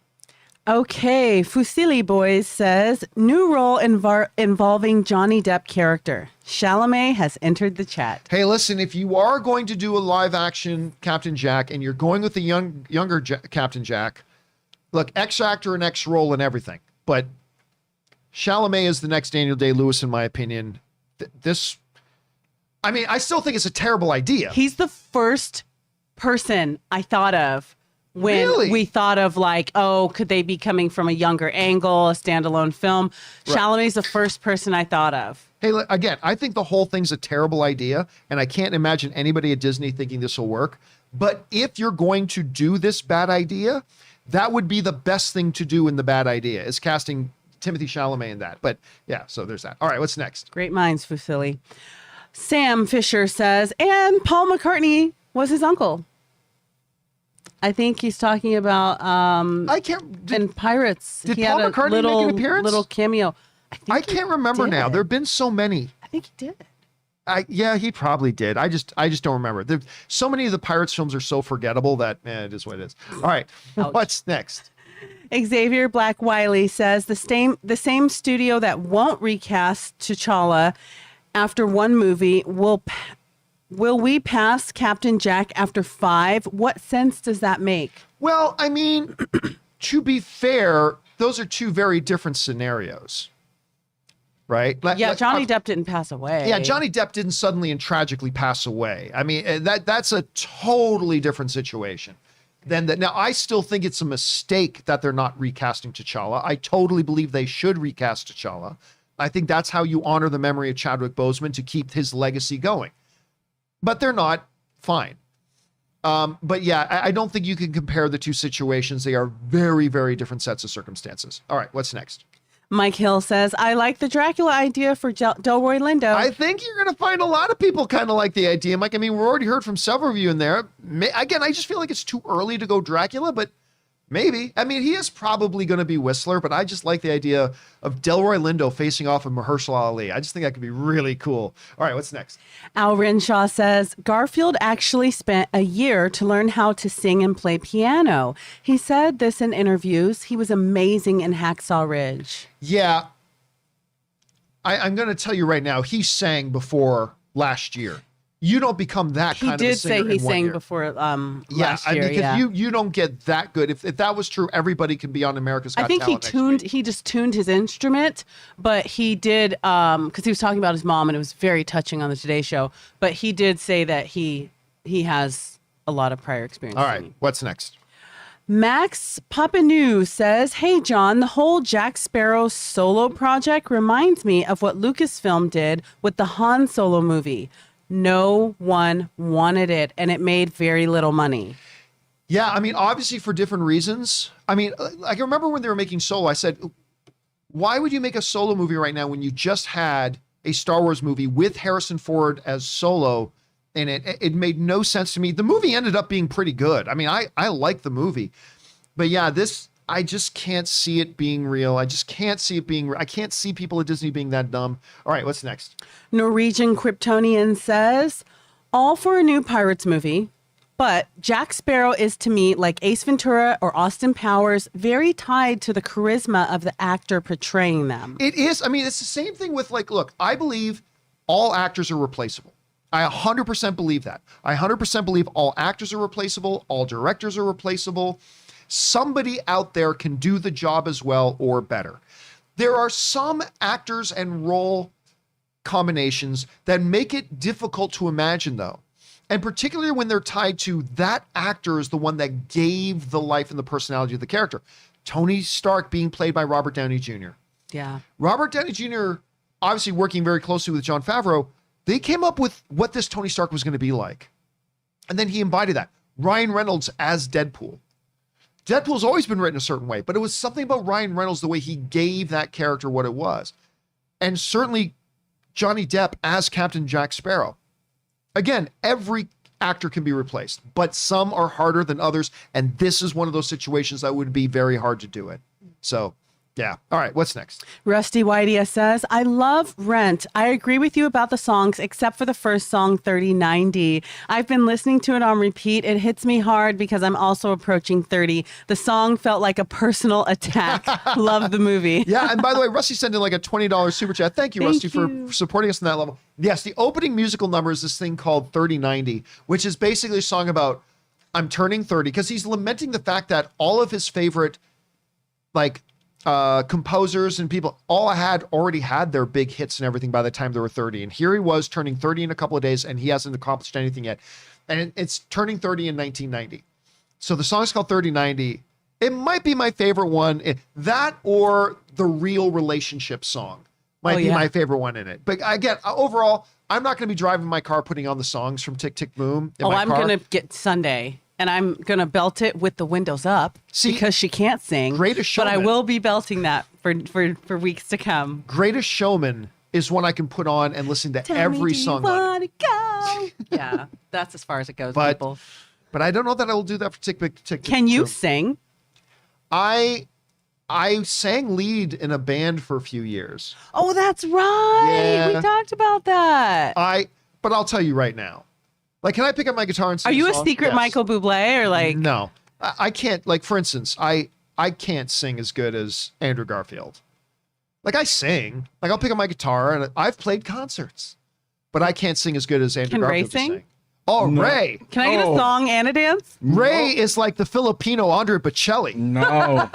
That's Ray. No. He sings. That'll be another bet.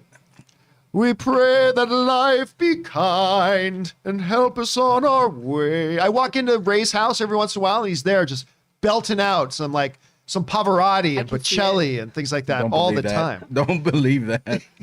All right, what's next? Sam Fisher says, I got to the same university that John Larson went to. We supposedly have a bench in our performing arts center that Larson wrote most of Rent on. Oh, that's so cool to hear. That's a really nice thing. Thanks for sharing that, Sam. All right, what's next? Pablo Zuniga says, speaking of another weekend release, went to watch King Richard this weekend and loved it. It was nice seeing Aaron in there too. I have not seen King Richard yet. Because, number one, I refuse to watch it on HBO. I'm going to go to the theater to see King Richard. But, again, it opened in theaters on Thursday when Ann and I and Kaori decided to make an impromptu trip to Vegas, and we got back yesterday. I have not had a chance to see it yet. So, hopefully tonight or maybe tomorrow I'm going to go see King Richard because I'm not going to watch it on HBO. I'm going to go see it in theater. And I can't wait to see both Aaron and her husband Tom in it. So, I'm very excited about that. All right, what's next? Sidious Swift says, full disclosure, I hadn't seen any Ghostbusters content before I watched Afterlife. I found the movie hard to get into or care. I hope it does well. Yeah, see, you know what? Sidious. You raise up an interesting thing, Sidious, because I am soaked in Ghostbuster stuff. I watched it when I was younger. I know it. And so I wonder, you raised a great point. I don't know how people who have no knowledge of previous Ghostbusters and the classic Ghostbusters, I don't know how well this will hit you. I saw it and experienced as somebody who had grown up watching it. So obviously I have that advantage. But if I hadn't, would I have liked it as much? I don't know. I can't remember. Did you see Ghostbusters yet? Sure did. But you've seen the original Ghostbusters, right? Many a time. Right. So yes, huge fan. How do you think you would have responded to it had you had no knowledge of the original Ghostbusters? Because I honestly don't know. I don't think I would have felt the sentimental feelings towards Harold's character. But it was actually a little bit more not super scary, but it was a little bit more scary than I thought it would be. So I got kind of creeped out, but it was so much fun. It was just fun. It had that fun action movie that you want to take your family to. I was laughing. Oh my gosh, there's a little kid in there. Not McKenna Grace, not the kid from Stranger Things. He plays this character called Podcast. This kid is going to go places, man. That kid had me cracking up. I want my child one day to be like that kid. But I would have had a ton of fun had I not been a fan. It was just fun. Yeah. Fun and creepy, man. Fun and creepy. All right, next up. K Major says, hey, JC, no spoiler discussion for Ghostbusters? Thought you mentioned it. I was going to do an open spoiler discussion for Ghostbusters. That was the plan. Ray even made a thumbnail for it. Yep. He made a thumbnail that I should probably put up and let you guys see. But he made a thumbnail for it, and I did not see it. Actually, let me see if I can... where did you put it, Ray? I'm looking in the Ray folder, but I don't see it in the Ray folder. It's in it's in the main one? It's in the main drive. Should be at the bottom next to the Eternals. Wait, in the Carson Drive folder? Yeah. I don't see it in the Carson Drive folder at all. Yeah, maybe double check that. But anyway, I'll show you. So he even made a thumbnail for it. But the reality was, by the time I got back from Vegas and made that 3.5 hour drive back from Vegas, when we got home, I was wiped. I barely had enough energy to watch Tick, Tick, Boom last night. And so we were going to do an open spoiler discussion for Ghostbusters Afterlife, but yeah, I just didn't have it in me to do it. I wanted to do it. We planned on it, but just couldn't muster it up. And it's in the shows folder. Oh, it's in the shows folder. Yeah. And on top of all that, the reality is only about $44 million worth of you guys went to go see it. So it's not like there would have been a lot of people to watch it if we had done a thing. Oh, there it is. I'll bring it up here. There's the Ghostbusters Afterlife. We've done such a good job of matching the color scheme of it and lighting sources and everything. That looks awesome. But so we were going to do it. There's the evidence. We were going to do this Afterlife discussion, but I just couldn't do it. Just couldn't do it. All right. What's next? Ross Pitt Shark Hunter says, saw Ghostbusters Afterlife yesterday as a birthday present to myself, and I adored it. Phoebe is now my favorite Ghostbuster. Again, I had so much fun with the movie. It's charming and adorable. And like I said, just the right amount of homage to the original without just being an all homage movie. I thought it's very, very well done. All right, what's next? Jacob Hirsch says, John, I don't think all the tickets can possibly be sold. My parents, along with many other people, are still just not ready to go into a theater yet. I'm not saying everybody's going to go, but I'm saying all the tickets will be sold. There's not enough room in the theaters for everybody to go, but all the tickets will be sold. They show, like I just saw a recent projection saying they're projecting Spider-Man No Way Home to make anywhere between 135 and 185 million opening weekend, destroying the current pandemic era record, destroying it. And I could totally see that. I said I can see it coming in that numbers. But they drop a new trailer on the 29th. And they show, even for a second, Andrew Garfield and Tobey Maguire in it. It is far going to exceed those estimates. It is far going to go into the 200 million range. It will sell all the tickets. It'll sell all the tickets. And then everybody else who's not quite ready to go back to the theater yet, they'll see it later. But there's enough people who are willing to go back to the theater and will go if they show Toby and Peter. Toby as Peter and Andrew as Peter. I think they will. I've had friends that have been avoiding the movie theater. Obviously we went through, coronavirus. And they're like, but Spider-Man will be my first in theater. If I gotta come in gloves and another mask and more hand sanitizer, they're like, oh, I'm seeing this in the theater. Day one. So Yep, I don't know. Could be. All right, what's next? Sam Fisher says, working with doesn't mean acting. ScarJo could be an EP on a Marvel project for another character she's a fan of. Yeah, we said that exact same thing ourselves. She could be producing or maybe even writing for all we know. We'll see. All right, what's next? Ben Rayner says, over under 5%, ScarJo is directing something for the MCU. I would go over 5, but not much over 5. I would keep it under 15, but I'll say over 5% that she could actually be trying her hand at directing an MCU film. All right, what's next? Aaron S. says, I know it's Sony, but Disney has a history of releasing Star Wars trailers during Monday Night Football with tickets on sale after. Tutu time. Tutu time. That's the new hashtag. That's Disney. Tutu time. That's Disney. They're working with them, though. I completely agree, Aaron S. And the new hashtag of the show is Tutu time. Nah. All right, what's next? Voltron Prime says, could Scarlett be working on What If? I don't see anything that would point towards that, so I don't think so. All right, and besides, What If is not a top secret project right now, so everybody knows they're making season 2. All right, what's next? CDP Worship says, hey, John, not sure if tickets for No Way Home will drop midnight the 29th, but I know it will break the internet. Yeah, no, look, I think they will go on sale once the trailer drops. And again, let me be clear. We don't know that a trailer is coming on the 29th. That is me speculating that there's going to be a trailer on the 29th, all right? We don't know that it will be, but I'm counting on it. I have eggs and ketchup riding on it. What if it's just like a TV spot? Then I win, right? If it's a TV spot... We have to make this bet clear. Well, what do you consider a trailer? More than 2 minutes? No, look, if it is a brand new thing, you're really trying to get out of that. First of all, they never play a full 2-minute thing on TV. All right. Like they never play a full 2-minute thing on TV, right? So I would say, look, if it is a clear news spot that is ending with the thing, tickets on sale now, I think that's got to count because that's the whole point of this thing. Okay. So with Toby and Andrew in it. No. We never said that. We just said that there'll be a new trailer. As a part of that new trailer that will end with tickets on sale now, I think Toby and Andrew will be a part of that, but I'm not willing to make another bet. What's the other bet? Oh, God. If they aren't in it, then I don't have to wear the tutu. No. Let's make a bet on top of the bet. That was never that will part cancel of it. out the bets. Never part of it. They may or may not be in it. I have to say, one thing you guys can be sure of, I'm glad I'm not in the bet because Kimberly will be taking a lot of pictures and I will be selling merch of either John eating ketchup or him in a tutu on Kimberly and John's bet.com. If you want to see John almost hurling and vomiting, that's the one. All right, what's next? Milo Murphy says, my point was Spidey Monday doesn't mean trailer. No, it doesn't automatically mean it, but I think it will. But we'll find out. All right, what's next? Cincinnati's 5-star barber says, hi, John. I'm in on this bet with you, and we are not eating any nasty ketchup with eggs. Yeah. Wow, I thought we were friends. We were just chatting in the chat. Now I just realized he rolled on you, bro. Not even on my side. What's going on? People backstabbing Ray all over the place here.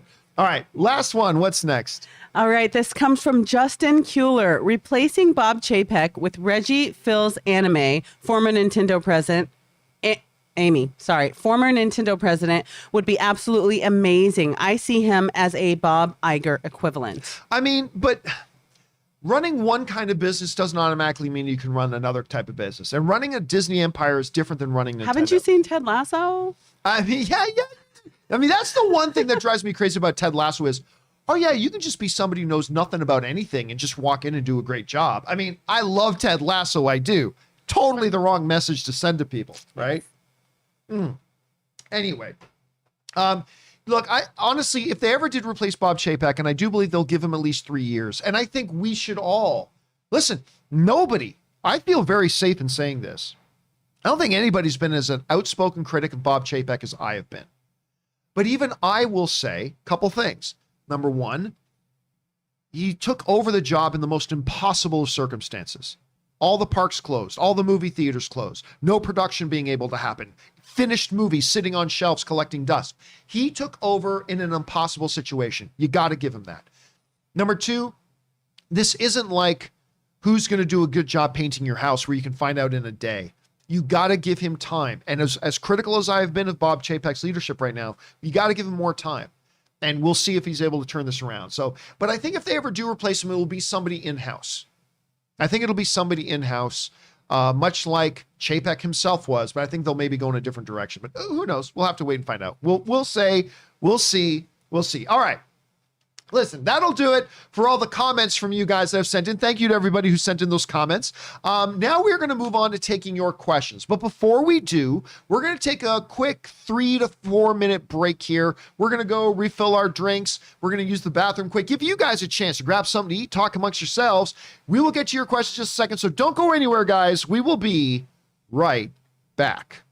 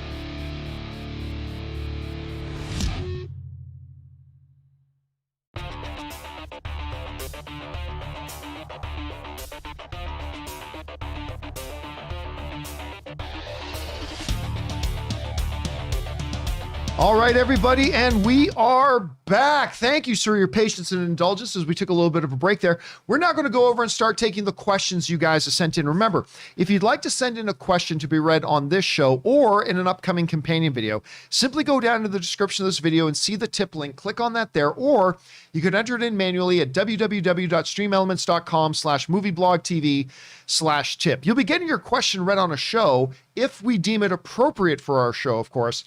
And of course, you'll be supporting the channel at the same time. And all of us involved with the John Campea Show, thank you guys very much for your support. All right, let's get over to those questions that have been coming in for a few days now, especially since we didn't do a show on Friday. So what do we got up first here, Kim? All right, guys, this comes from Tron. He says, I feel a bit bad for Hawkeye. The show comes out next week, and it feels like the only thing MCU fans seem to care about and talk about is Spider-Man. Yep. Personally, I almost forgot it was coming out. Do you agree that the No Way Home hype has overshadowed the show a bit? 100% it has. Yeah, and it is an unfortunate thing for Hawkeye. But listen, Hawkeye will come out and people will know it's coming out.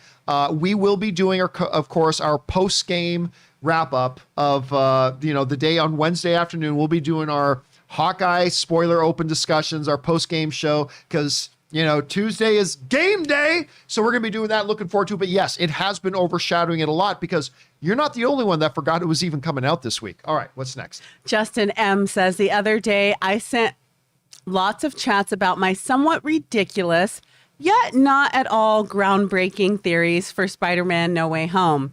I ate a magic gummy and truly thought I was doing the Lord's work. So this is just to say thanks for all you guys, your effort and time. Hey, Justin, no problem, my friend. And hey, listen, you're not the only theories going out there that sound like they were inspired by magic gummies. So we appreciate you, my friend. And thanks for the follow-up very much. All right, what's next? Mr. Burns says, hey, John, just make sure you don't own up to that bet until Tuesday morning. Yes. Even if there is no trailer on the 29th, on Monday morning, it could still show up at night. So you can't take the punishment of that bet till Tuesday morning. Oh, absolutely. One way or the other, the bet is not resolved on Monday morning.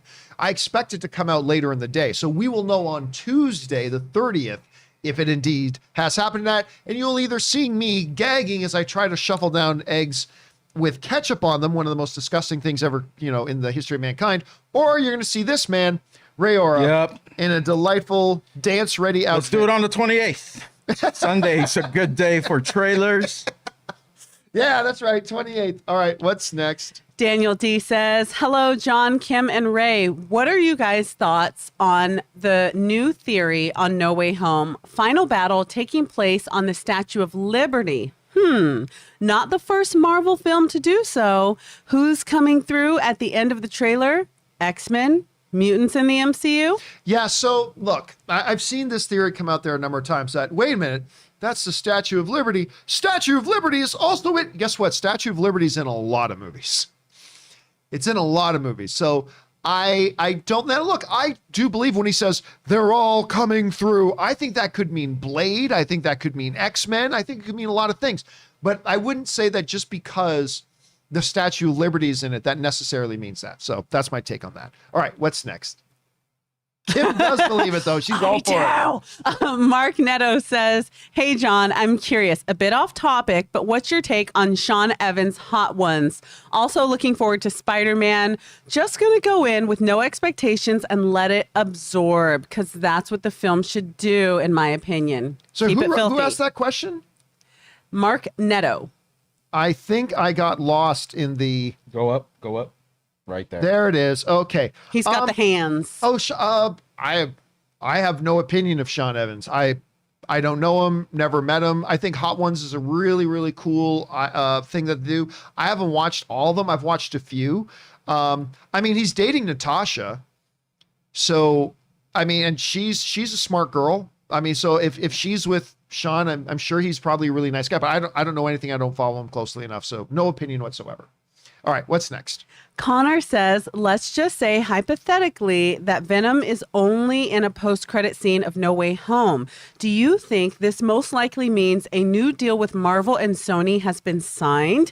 Because when else would you show up in the MCU if Spider-Man was indeed to go back to Sony? No, I don't think it would mean anything because, look, I believe Spider-Man No Way Home is going to be the catalyst of what sends Spider-Man over to the Sonyverse. But that might not be fulfilled in this movie. It could be fulfilled in Doctor Strange 2. So the events of Spider-Man No Way Home are going to be what predicates Spider-Man going back to Sony, but that may not actually happen until Doctor Strange 2. So no, even if it does play out that way, I don't think it means that Sony and Marvel have inked a new deal. Although it is possible that Sony and Marvel have inked a new deal, but I don't think that would be the indicator of that. All right, what's next? Gipper says, and this is one of two, John, my No Way Home trailer theory is that the scene when Spider-Man, 3 of them, is fighting Electro, Lizard, Sandman is not the climax of the film. I think they're set up to believe that this is the case, especially when Doctor Strange is at the same location, saying they are starting to come through and I can't stop them. My theory is this takes probably around the middle of the film. Tom Holland keeps saying this is only the tip of the iceberg. So I think it just gets bonkers. Thoughts? Yeah, we mentioned ourselves last week that, look, everybody's under the impression that shot, let me see if I can get the shot up here. There it is. That shot is from the big final climax battle of the movie. And it's understandable why everybody would think that. It very well could be that this is from the final last battle sequence of the movie. But it's not necessarily from the third act of the movie. This could be in the middle of the movie. I mean, it could be. I mean, many people say, well, if it's got the Spider-Man in it, they're probably not showing up at the end. Yeah, probably, but we don't know that. By the way, listen, Andrew and Toby may not even be in this movie. I mean, obviously everybody thinks they are. There's good solid reasons to think they are, but we don't know for 100% sure that they are. And I mean, the missing people in this one could be Doc Ock and Venom fighting alongside of Spider-Man. I mean, we don't know. But yeah, this might not be the end of the movie. It probably is, but it's not necessarily. All right, what's next? Mark Goman says, hey, John, just came from the movie theater after having watched Ghostbusters Afterlife. What a great and respectful homage to the 80s original. I loved it. I can recommend it to everybody. Be sure to stick around for both the mid-credits and the end credits. Yeah, I'll be honest. I didn't find the credit scenes so mind-blowing, but they were fun. They were definitely fun. Like the whole movie is fun, so I'm glad you enjoyed it. You look like you're wondering about something. No, I saw the one end credit. I didn't know there was another. There's 2. One. Yeah. Doggone. You missed it? Well, now you got an excuse to go back and watch it again. I gotta see it again, bro. All right, what's next? Okay, Movie Pass Shill says, John, I watched an old companion video and you mentioned that you've cried in a few movies. Very small amount, but yes. One of those being My Best Friend's Wedding. Yep. I went to go see that movie on a first date and my date and I just loved that movie and she cried too. Here we go. We had such a good time that we went on another date. Fast forward to now, we've been together for 23 years, married for 19, and have 3 girls. Nice. I owe my marriage to that movie. That is an awesome story, Movie Pat. Thanks for sharing. You know, Ann and I kind of have, not an exactly identical thing, but the first movie we watched together was actually a little horror movie called 30 Days of Night. Where, because, you know, it's a terrific premise for a movie because, you know, vampires can't be in daylight. So they're in this town in Alaska where you like get months of darkness, right? And Ben Foster's in it. And I try to remember all the other people in it. It's really, really good movie. And that was the first movie we watched together. And we've been together ever since. So I remember I was talking to the director sometime after that. I said, by the way, your movie is the first, like one of the very first things Ann and I ever did. So I kind of owe my marriage to you in some ways. So can I give him that? All right, what's next? Sorry, that reminds me of On The Office when Pam's talking to Jim and she's saying, I thought I was going to the movies to see the 30 Days, the Sandra Bullock movie, but it turned out to be 30 Days of Night and I just stayed. That. I got to check that up. Okay, this comes from Andy Huang. This is one of 9. Wow, okay. Got a lot of thoughts there. I'm with you, bro.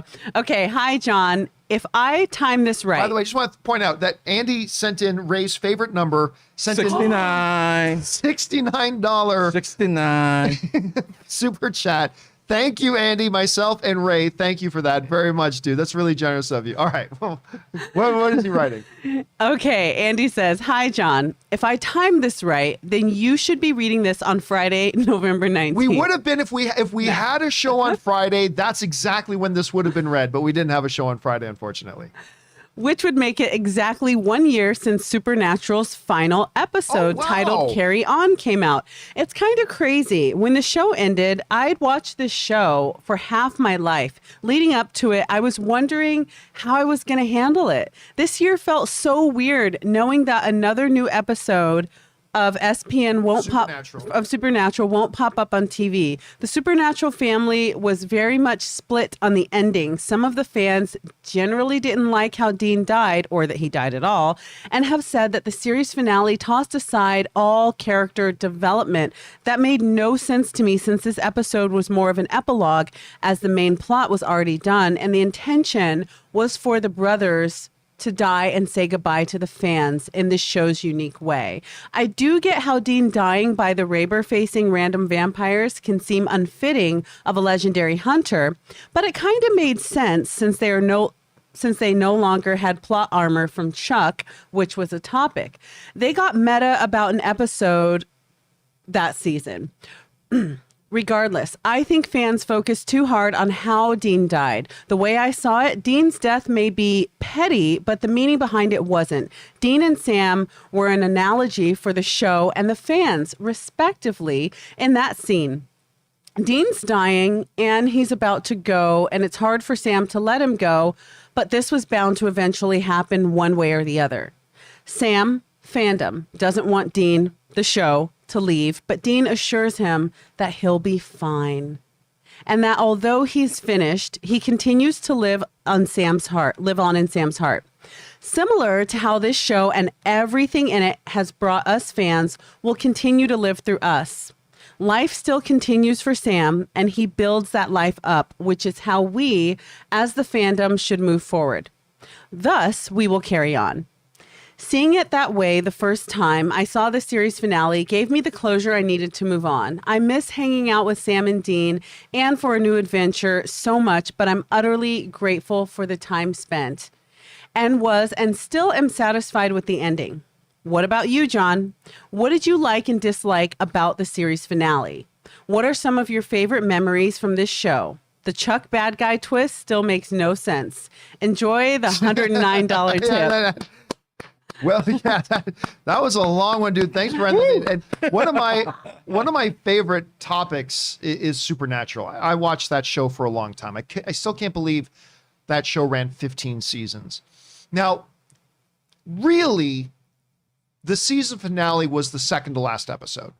That's where they wrapped up the show. And yes, the Chuck bad guy twist was terrible.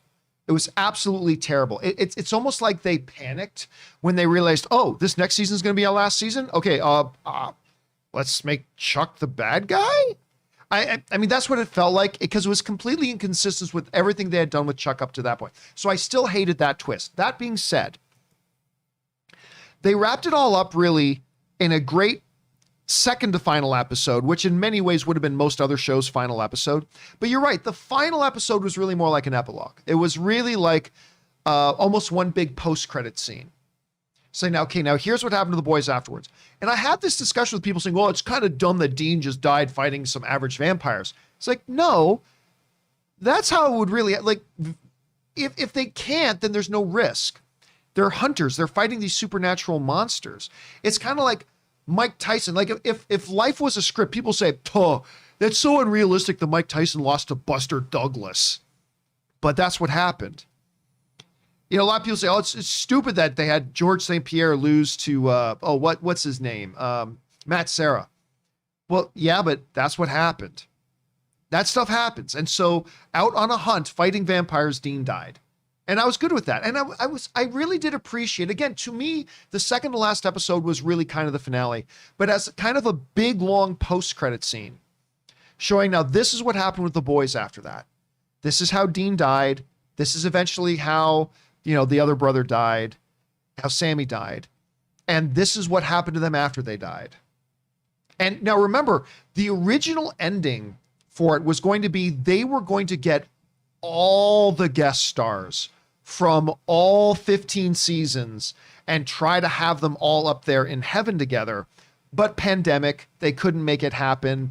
There were some issues with pulling that all together, so they just gave it what they gave us. But I still thought it was great. I mean, the one weird thing was Sammy went on after Dean died, met somebody, got married, had a family. His son becomes a hunter, because we see the son with the hunter mark on him afterwards as well. And then Sam dies of old age in his bed at home. And it's kind of funny that the first person he encounters as heaven is his brother. It's like, he was married for 50 years to a woman who apparently had passed. I don't know. Maybe they're saying she hadn't passed away yet, but I thought it was implied that she might have already passed away since it was only his son sitting there at his deathbed with him. But whatever. I thought it was a very good post-show episode. To me, the actual finale was the second to last episode, but I thought it was a very appropriate post-show episode. And I thought it wrapped it up nicely. And some people complain, says, but it didn't leave any open room that 4 years from now, if they want to do a supernatural reunion movie where it's like one more event. Guys, this is Supernatural. Sam and Dean have both come back from the dead multiple times in this show. So, I mean, that's still possible, but I really liked it, Andy. Anyway, Andy, I'm glad you love the show as much as I did, and thanks for sharing your thoughts in such a long way, because I really like the way you went into that. So thank you so much for that, dude. All right, what's next? Tony Rodriguez says, hey, John, been watching you since the closet days and wanted to say I like the new format. Oh, thank you. And new runtime. Love hearing Kimberly read the questions. Thank you. She sounds like and reminds me in cadence of the days of Ashley Mova reading. A high compliment to be sure. And as for Brother Ray, we need to hear him more. He got a hell of a sense of humor, so keep up the good work, guys. Bring on the filthy and the stabby. Stabby. I'll tell you what, it helps me so much to have, like, first of all, to have Kim in the room with me to do all that reading and to give the show pace and all that kind of stuff. It helps me out so much because I don't feel like at the end of each episode, like my voice is about to go out. It's crazy. I think it's better pace to it, more personality to the show. I really like it a lot. So thank you for the kind words, man. I appreciate that. And yes, stabby. Hey, and I'm only silent today because it's slowly sinking in that I'm going to lose this bet. You want to hear more I'm from trying Ray? to figure out how to get out of it. You want to hear more from Ray? Don't worry. You're going to see more of Ray. No. A lot more. What was the hashtag again? Hashtag I stand with Ray. Time? Let's have a, two time. Two time? Was that the other? let's have a subscription count like that day. How many subscribers go up or down on the day Ray wears a tutu? All right, what's next? All right, this comes from David G. First time writing. Do you think that when Doc Ock is first fighting Spider-Man, the inhibitor chip is busted, then gets fixed when the arms absorb the nanotech? Maybe explains why he is fighting in the beginning despite his completed arc in Spider-Man 2. Well, remember, look, it's a little pointless to speculate too much about finer details of plot motivation when we haven't seen what's going on yet. For all we know, we don't know how he comes over. We don't know the exact moment that he comes over. Maybe when he comes over, he's incredibly discombobulated and confused and what, I mean, we just don't know. So going beyond that and then going, now what happened with the inhibitor? I don't know. Right now, I have no idea about any of that. We'll have to wait and see. But those are definitely possibilities. And again, I think this movie gets to a point where Doc Ock is an ally of Peter and is fighting alongside of him. Whether or not he's taken out of that one Sandman scene at the end or not, I think we're going to see him fighting alongside Peter. And ultimately is the reason Peter doesn't just want to send all these people back, because he doesn't want Dr. Octavius to die. So that's my guess, but we'll see. All right, what's next? Good morning, John. Do you know if Who sent this in? I'm sorry, this comes from Marco. Hi, Marco. Good morning, John. Do you know if tickets for Spider-Man No Way Home will be available as soon as midnight hits on the 29th? Also, if they do, what time zone will they release them in? Eastern, Pacific, etc. Thank you in advance. No, first of all, we don't know.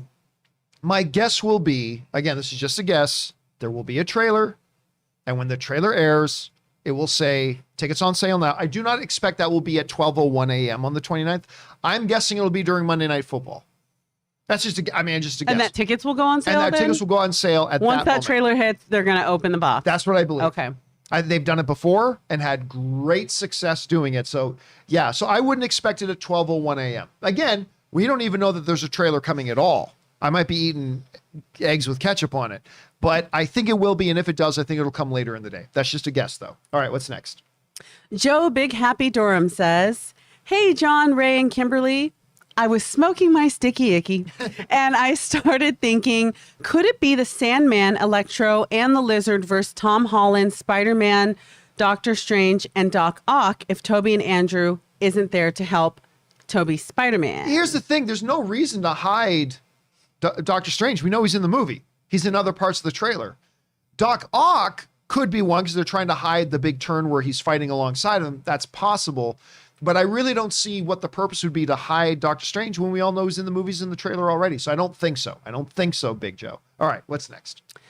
Anonymous says, fire Chapek and make Feige CEO. No. LOL. John, have you ever watched the show Psych? My favorite show of all time. Their third movie came out on Peacock today. Apparently you've watched Psych. I am a psycho, but in the best way. Pineapples. Oh my God, that show is amazing. That show, have you ever watched it? John, suck it. I keep hearing from... Suck it. I keep hearing from a lot of people that's pretty good. Pretty but good. I've just never gotten around to watch. Is it actually that good? It's so freaking great. Really? It is so great. The chemistry between Gus and Sean and the detectives, the guest stars they have on there. They have Val Kilmer, and the guest stars are so like perfect. They're absolutely perfect. They have the best guest stars. They did like an episode that was like Clue, and they had like a bunch of people from Clue in it. I think almost the whole cast from Clue in it. And the mysteries are good, and their movies have been great. I absolutely love it. Love it, love it, love it. And it's so endearing because one of the main characters had a stroke a couple years ago, and they still did their second movie, and it was actually pretty beautiful the way they tied him in. I just love the psycho community. All right. Okay. I will someday I will have to get around to it. All right. What's next? Dennis Hernandez says, what if Michael Keaton's Vulture was already in Doctor Strange 2, and he sort of let it slip with mentioning he was even shooting stuff? Keep up the filthy. Yeah, I mean, look, we talked last week when Michael Keaton revealed on, I think it was Kimmel. I think it was Kimmel he was on. Anyway, and he revealed that I'm shooting Vulture stuff tomorrow. My guess is that means Doctor Strange 2, which is already right now, we know in post-credits, is doing pickup shooting and reshoots. So it's possible he was already in the movie. Like, it's possible that Vulture is already in the movie and he's just now doing reshoots, or he's just going in to shoot some post-credit stuff. Who knows? But that is absolutely a possibility, Dennis. Absolutely. All right, what's next? Clark R. says, hey guys, I know Tom Holland has said he could soon be done playing Spider-Man, but I don't think he's being serious, especially with No Way Home obviously going to do well. Too many future projects left for him to do. Also, Andrew is saving MJ 100%. I wouldn't say it's 100%, but I think Andrew Garfield Spider-Man saving MJ makes poetic sense. So I think that's what's going to happen. By the way, Tom Holland never said, by the way, my time as Spider-Man is almost up. He never said that. He was only talking in theoreticals and stuff like that. And no, I don't believe he's going to be done playing Spider-Man anytime soon. I just don't think so at all. All right, what's next? Alan says, big fan. I think Doctor Strange saying, they're coming and I can't stop them. He is referring to the Maguire-verse and Garfield-verse converging into the MCU, which would explain what seems to be an amalgam verse in the Morbius trailer. Maybe yes, maybe no. It could be much grander than that. Like we said, they're all coming. I mean, I think it's going to be bigger than that. I mean, obviously that would be a part of it for sure, because we're expecting to see Andrew and Toby in there. Which we don't know they're going to be in there, but we suspect they are. But I think it's going to be bigger than that. I really do. I think they're hinting at something much larger than just those two. But we'll see. We'll find out soon enough, Alan. Thanks for writing that in, man. All right, what's next? Dennis Hernandez says, I love AMC A-List, but I am absolutely shocked by the amount of people who don't know about it. Even with the commercial itself before the movie starts, great rant, by the way, for big cities like LA or New York, even one use of an A-list movie could justify the price. Listen, I'll tell you what, AMC A-List is the best thing to ever happen to movie fans. I really believe that. Let's see if I can actually find my app. Yeah, there it is. The AMC A-List app, the plan, I pay $25 a month. I think I pay $25 a month for my AMC A-List, but that gets me 3 movies a week. Dang. That's 12 movies a month for a ticket that usually on average costs around $17. That's a good deal. It is a tremendous deal. Tremendous deal. I go to see 2 movies, it's already more than paid for itself. And I'll use it about 8, 9, 10 times a month to go see it. So I'm saving probably about over $200 a month for a $25 membership. Plus, it gets me free upgrades in my concessions. Like if all I have to do is pay for a medium soda and I get a large. All I have to do is pay for a medium popcorn, I get a large. Oh, nice. Yeah, so you get that as well. You get your own line. There's a line for everybody else at the concessions, and then there's a line for AMC A-list members at the concessions, which is funny because sometimes the A-list line is longer. But, I mean, it is the best deal for movie fans out there. It is... I have this argument with people all the time. It's like, the movie theater industry has to learn to adapt. Well, then you're blind. Because just before the pandemic hit, the movie theater industry has begun the biggest metamorphosis in the history, the biggest change, the biggest paradigm shift that the movie theaters industry has ever gone through. Going from a single pay-use system where you want to see one movie, you got to buy one ticket. The transition from that to a monthly subscription-based model of pay $25 for AMC A-list, see 12 movies a month. Regal undergoing that metamorphosis. ArcLight is undergoing that metamorphosis. Well, they were. Alamo Drafthouse is undergoing that metamorphosis. AMC clearly. It is the best deal. If you have an AMC movie theater near you anywhere, get A-list. You'll love it. It'll just get you into the movie theaters more. You'll be able to experience more movies for much cheaper, saves you money. It's the greatest thing. It's the absolute greatest thing. All right, what's next? Nerds Engage says, about the release date for the tickets for No Way Home. What meal did Norman Osborn sit down and have with Aunt May in which she got his hand slapped? A holiday where family will be together to talk about things. A great day to show a trailer. Still the 29th? Are you talking about, I assume he's talking about Thanksgiving. I think he's saying Thanksgiving. I want to be very specific. American Thanksgiving.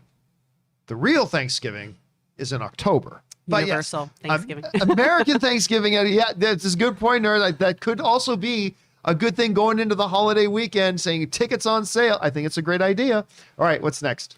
Brazilian Dude says, saw a screening of the upcoming Netflix movie, The Power of the Dog. Brilliant, brilliant film. Expect it to be a heavyweight contender at the Academy Awards in all major categories.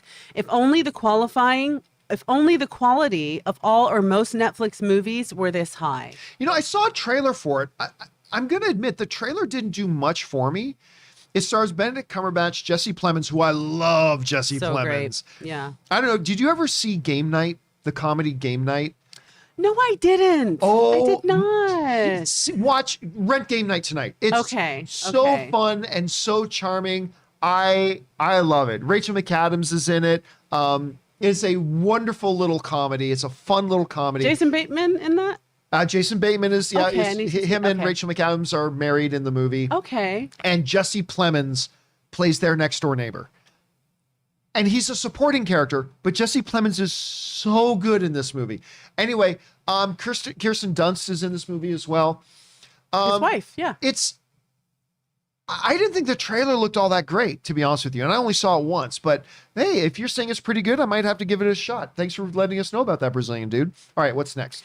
Rajan tips in 20. Thank you, Rajan. Thank you. And says, Sony teased the original Ghostbusters returning in the new Ghostbusters Afterlife trailer. So they've already proven that they'll spoil a surprise to get more ticket sales. Absolutely. So 100% chance they'll tease Toby and Andrew if there is another Spider-Man trailer.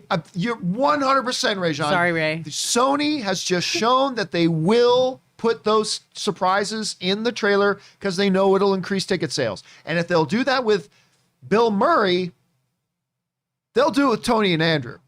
And they will sell all the tickets. Now, I don't know that they will. First of all, we don't know that Toby and Andrew are in the movie. I got to keep saying that because we got to remember that. Nobody at Sony or Marvel has ever acknowledged that Toby and Andrew are in the movie, so we don't know. And whatever video footage you've seen or images you've seen could very well have been faked and photoshopped or composited or whatever. We all believe that they're in it, but we don't know. And if they are in it, we don't know that they'll show them in the trailer, but I think they will. We'll find out. And the very fact that they just did that with Ghostbusters and showed the surprise, I think that speaks to the fact that if Toby and Andrew are in this movie, that there's a good chance we'll be seeing them in the final trailer. Maybe, maybe not. We'll see. All right, what's next? Quentin Shibusawa says, with Toby and Andrew not being in the trailer, what will happen at the premiere? Will they not be at the red carpet? Or will it be another case like Sir Ben Kingsley at the Shang-Chi red carpet, since I believed his role was supposed to be a surprise? Here's the thing. This is always, I remember going to, which X-Men movie was it again? I was at one of the, which X-Men movie was it? I was X-Men Days of Future Past. At the premiere for X-Men Days of Future Past. And all of a sudden, Famke Janssen shows up on the red carpet. And what is the name of the actor again from Superman Returns? But he played Cyclops in the original X-Men movies. And he was in Sonic. the Hedgehog. He was in James Marsden. James Marsden. Thank you, Ray. James Marsden. So we're at this premiere. All of a sudden, oh, there's Famke Janssen. And there's James Marsden. And oh, look, they're posing with the rest of the cast in pictures. Well, I guess we know who's popping up in this movie. And then the same thing at the Shang-Chi premiere. It was like, we're at the Shang-Chi premiere. It's like, oh, there's Ben Kingsley's here. Well, yeah, I guess we know who's popping up. I mean, we all suspected Ben Kingsley's character was going to pop up in a movie with the Mandarin. So we all suspected anyway, but him popping up. So yeah, I have a feeling if they do a live stream, which they have been doing, they've been doing live streams of the red carpets. If they do a live stream of the red carpet for this, yeah, I got a feeling you're going to see Tobey Maguire and Andrew Garfield show up. Andrew Garfield will say, oh, I'm not in this movie. I'm just here to support it.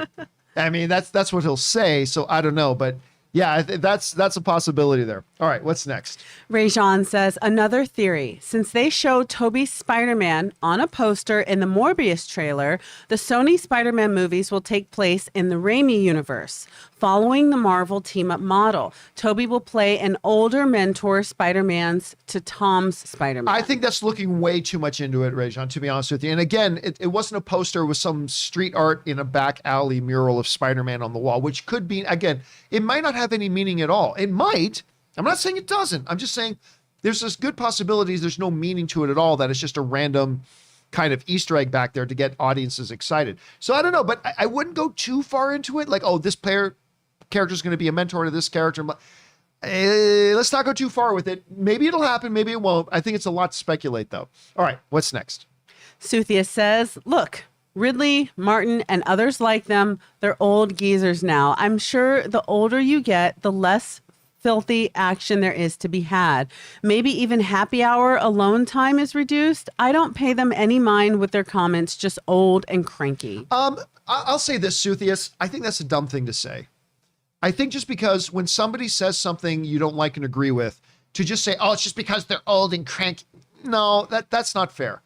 It's because that's pretending like they're the only ones in Hollywood that have said that they don't like comic book movies. There have been other younger performers that have done that as well. Now, look, I do not like the comments, particularly from Ridley Scott recently. If you're asked about comic book movies and you don't like comic book movies, just say, hey, they're not for me. Love that they're bringing so much business at our box offices. Love that the audiences are enjoying them. But for me, they're not all that great. Just say that. Just say that and move on. You don't have to say something insulting other filmmakers and insulting studios and insulting the fans who like those things. Just say, hey, you know what? Not for me. I try to get into them because of my kids and grandkids, but personally, they don't hit home for me. So they're not for me, so I don't go out of my way to watch them. That's a totally fair thing to say. Nothing wrong with that. But just because somebody's saying something you don't like and expressing an opinion that you don't agree with, like, I think it's classless to do that from a professional point of view. But then going out, oh, they're just old cranky geezers. Well, that's not exactly a good response to it either, Suthius. So I would say maybe back away from that. That's what I would say to that. All right, whatever. All right, what's next? Shooty Harris says, hey, John, big fan from your birth city of Halifax. Not everybody knows. I was born in Halifax, Nova Scotia. That's where I was born. Have you ever been back to Nova Scotia? Yep. It would be so dope to have you as a guest at HalCon, our Comic-Con. Love the show. The best part of my day is when I get to bring on the filthy. Yeah, no, listen, I have been back to Halifax, but it's been a lot of years. When was the last time you went? The last time I went, I traveled through Halifax for like for a day because I I was going to Prince Edward Island for a bit of a vacation, which is like, look, the East Coast Canada is like some of the most beautiful. That just sounds beautiful. Oh, it's so gorgeous. And anyway, and Halifax is beautiful. Prince Edward Island is gorgeous. But that was like 15, 20 years ago. Oh, wow. This has been the last time that I have a chance to go back and visit Nova Scotia. So I really should go back. It's gorgeous and beautiful. And who knows, maybe someday I'll get out there to HalCon, man. Judy, thanks for sharing that, man. All right, what's next? Shooty Harris says, hey, John, I'm taking a few days off work right now, right before Spider-Man No Way Home comes out, so I can mentally be prepared for this shit. What will people do if Toby and Andrew aren't in the movie? Riot? Cancel Marvel? Hell hath no fury, like a nerd scorn. You know what? That is the truest thing ever. That is so freaking true. Because you will never burn find it down. And I include myself in this. I'm in this too. Everybody in this room is a part of it, and you watching this at home is a part of it. But there has never been a more entitled. There's never been another group with a bigger sense of entitlement than nerds. Nerds have the biggest, and I include all of us in this. Yeah. We have the most toxic, unhealthy sense of entitlement that maybe the world has ever seen. And it can get nasty and ugly and look really bad on our community. But yeah, if Toby and Andrew are not in this movie, which there is a possibility they're not likely, but a possibility they're not. Most of the average movie-going public won't say boo, won't care. But in the insanely self-entitled nerd community, oh yeah, there are gonna be people like take to the streets, burn down the Mouse House, burn down Sony, blah blah. Even though they were never promised, Sony and Marvel never said Andrew and Toby were in this. This has all been from fans. And it's fun to speculate, just don't let speculation become expectation. But yeah, man, I'm telling you what, if they're not in this, you will see amongst the extremely self-entitled nerd community, and not even all of them, not even all of us, but you will see some corners of this self-entitled nerd community get real pissed. I mean, just look what happened with WandaVision. When it turned out that frickin' what's his name didn't turn out to be Quicksilver. No one ever said he was going to be Quicksilver. No one ever said that. It's just everybody said, oh, he's the Quicksilver from the X-Men universe. This is the big crossover. No one ever said that. And it turned out they were wrong. And I said from day one, he ain't Quicksilver. And he wasn't, but people got mad. That was such a trick. And that was nothing. But it got us, hey. That is nothing compared to what's going to happen if Toby and Andrew are not in this movie. They will burn you to the ground. There are people who are going to be so mad and have no right to be mad, but will be so mad. All we should care about is the movie good? And if they pop up, cool. If they don't, oh well, was the movie good? That's all anybody should care about. But there are going to be people that go into this movie, and maybe it'll be the greatest comic book movie of all time, but all they will do is bitch and moan and cry and complain if Toby and Andrew are in it. The day after is going to be an interesting day. The day after it comes out, for sure. Yep. All right. Yep. All right. We still got a few minutes left. What's next? Roll of the Egg says, hi all. Kim, congrats on your new level of activity and responsibility on the John Campea Show. You too, Ray. As a father of 30-somethings, I loved your tribute to your father on WGK. I don't know what WGK is. Oh, on What's Good, Kimberly. Oh, on my YouTube channel, I did, it was my dad's 64th birthday. Oh. And my dad is a sensei. He does martial arts. Oh, cool. And my dad loves movies too. So I did it like an interrogation. And I incorporated several scenes from our favorite movies like John Wick. And because my dad, he is 64 and he just competed at a martial arts tournament. Wow. And he fought 3 guys that were half his age and cleaned house. The man cleaned up, I tell you. So that's what he's talking about. Okay. All right. I too wear a black belt, but mine has holes and a buckle. You 3 have great alchemy. Oh, thank you That's so really much for that sweet. roll of the egg. That is so cool to hear about your dad. Yeah. My channel's called What's Good, Kimberly. And yeah, my dad, he's a sensei. He's changed. He works a lot with autistic kids too. And the parents, man, they just love him. My dad is, I don't want to cry. My dad is my hero. And so it was really cool to do. That is really cool to hear. All right, what's next? Okay, Jojo Giraffe says, regarding Tom Holland as Bond, I feel like a hypocrite, but I just can't see him as Bond. I try to have the same mindset as you. X actor and X role doesn't matter as long as it's a good actor. And I do believe he's a good actor, but I can't see it. I feel guilty because after the hate Craig got, he proved everyone wrong and showed how fans should give the new Bond a chance before rushing to hate. Casino Royale equals masterpiece. No matter what actor, I still try to hold off judgment until after. Yeah, look, that's the thing. Look, the only thing I care about when they're casting somebody in a role is, are they getting a good actor? Is the actor a good, talented performer? Now, there is an issue of fit. Yeah. But here's the thing. The reason I don't care about it is because I haven't read the script. I don't know what a fit is for that role. I leave it to the director and to the writers and the casting people who do know how this role is supposed to come across. And so only they know if it's a good fit. That's it. They're the only ones who know it's a good fit. Now, obviously, do I think John Goodman should play He-Man? No. Absolutely. There are, John Goodman is one of the great actors of our era, but I'm saying, no, obviously John Goodman should not be playing He-Man. There are extreme examples, of course, but generally speaking, just get a good actor. And you raise a great point about, listen, everybody forgets about it now, but when Daniel Craig got cast to play James Bond, there was such a massive hate campaign against it. And they even started this trending thing, Craig not Bond. There was this big online thing that they were starting. They were getting petitions. That's so messed up. This guy's got blonde hair. I remember the blonde hair thing. This guy's got blonde hair. What is going on? This is anarchy. And so they started this big Craig not Bond thing. It is hard for a lot of people now to imagine anybody but Daniel Craig playing James Bond. He was a great James Bond. I remember when Hugh Jackman got cast to play Wolverine. And everybody's like, it should have been Danzig. Danzig should have been Wolverine. And it's like, this guy, he's a Broadway song and dance man. He can't play Wolverine. He's too tall. He's over 6 feet tall. He can't play. Who can imagine anybody but Hugh Jackman? I don't want a world where he's not. That he wasn't Wolverine. When everybody pretends like they were the exception. But when they cast Heath Ledger as Joker, everybody's like, Brokeback Boy? The guy from Brokeback, is Joker a gay cowboy now? He's the guy from Brokeback Mountain? And now, who doesn't profess to love Heath Ledger's performance as the Joker?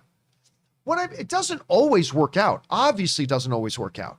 But this is why leave it to the directors to know if the actor is a good fit. And then we should just worry about, is that a talented actor? Heath Ledger was a talented actor. I mean, he was a little hit and miss. He had a few things that I wasn't so thrilled about, but overall, he was a gifted, talented actor. Hugh Jackman, look, if you can do Broadway, then you've got chops. You've got chops if you can do Broadway. And Daniel Craig, they knew he was a good actor. He can do it. And that's why, yeah, we should just, so Tom Holland wants to be James Bond. Okay, I don't see it personally, but if they ever did cast him as Bond, I'll just go, well, they know what they're going for in this new Bond, and we don't know yet. Holland's a good actor. He's got chops. So if they ever announced it, I'll give it the benefit of the doubt. I'll give it the benefit of the doubt. All right, what's next? Remmer Bulldog says, hey, John, my theory for No Way Home is at the end when Doctor Strange says they're all coming in, I think he means a lot of multiverse of madness villains. Oh, that we'll see in Doctor Strange too. Also, I'm glad they're focusing this movie on Tom Holland. Yeah, I never worried that Tom Holland would get lost in the shuffle of this Spider-Man movie. They've already shown, Marvel has shown, like in Captain America Civil War, there were a lot of characters. But it was indisputably a Captain America movie. He was at the center of the whole thing. And I think that's going to be the case here too. I don't think this movie is just going to be one big setup for Doctor Strange 2. This movie will have a beginning, middle, and end, with an open door going into Doctor Strange 2, but I don't think it's just going to be one big setup for that movie. I don't think they'll make that mistake. At least I hope they won't. All right, what's next? Orange Grove 55 says, if the reports are true that Chapek is avoiding D23 due to fears of being booed/harassed. I think that is sad. And as a fan community, we can/should do better. There are constructive ways to have our voices heard. Booing, etc., is not productive in my humble opinion. I mean, look, to a degree, I agree with you. Look, it is the fan's right to cheer and a fan's right to boo. I feel it is a little weird, though, just booing a person. Like, when I was at CinemaCon and Adam Aron, CEO of AMC, got on stage, I came very close to causing a scene. I did. I came close to causing a scene because wow, that fucktwit got on stage and took credit for saving AMC theaters during this big pandemic. He was making it sound like he's the one who got him through. And it's like, hey, moron. Yeah, it was meme stock that saved AMC that you had nothing to do with. It was this group of Reddit users that was a cool situation, artificially, artificially inflating the stock of AMC prices where you were able to sell off more stock and raise hundreds of millions of dollars for the company. That had nothing to do with you. You got lucky. And you're the same asshole who, when the pandemic was happening, you laid off like 30,000 AMC employees. Well, hey, you got to do what you got to do to keep the business alive. But in the midst of laying off 30,000 employees, you accepted a $9 million bonus from the company when the company was too broke to keep employees paid, to keep people in their jobs. And you took millions in bonuses for laying people off. Yeah, I almost caused a scene. I didn't. I sat there and kept my mouth shut. But the point is, I also feel kind of conflicted over the idea of just booing somebody just because they exist and they're there. But again, if you're a Disney fan and you pay to be at a Disney function, you have the right to cheer something. You got the right to boo something. And so I to a degree, I agree with you, Orange. I do feel weird about it and conflicted about it, but it is a fan's right to cheer or boo. All right, what's next? Let's just do two more here, and then we'll wrap it up today. Okay, this comes from David27. Love No Way Home trailer.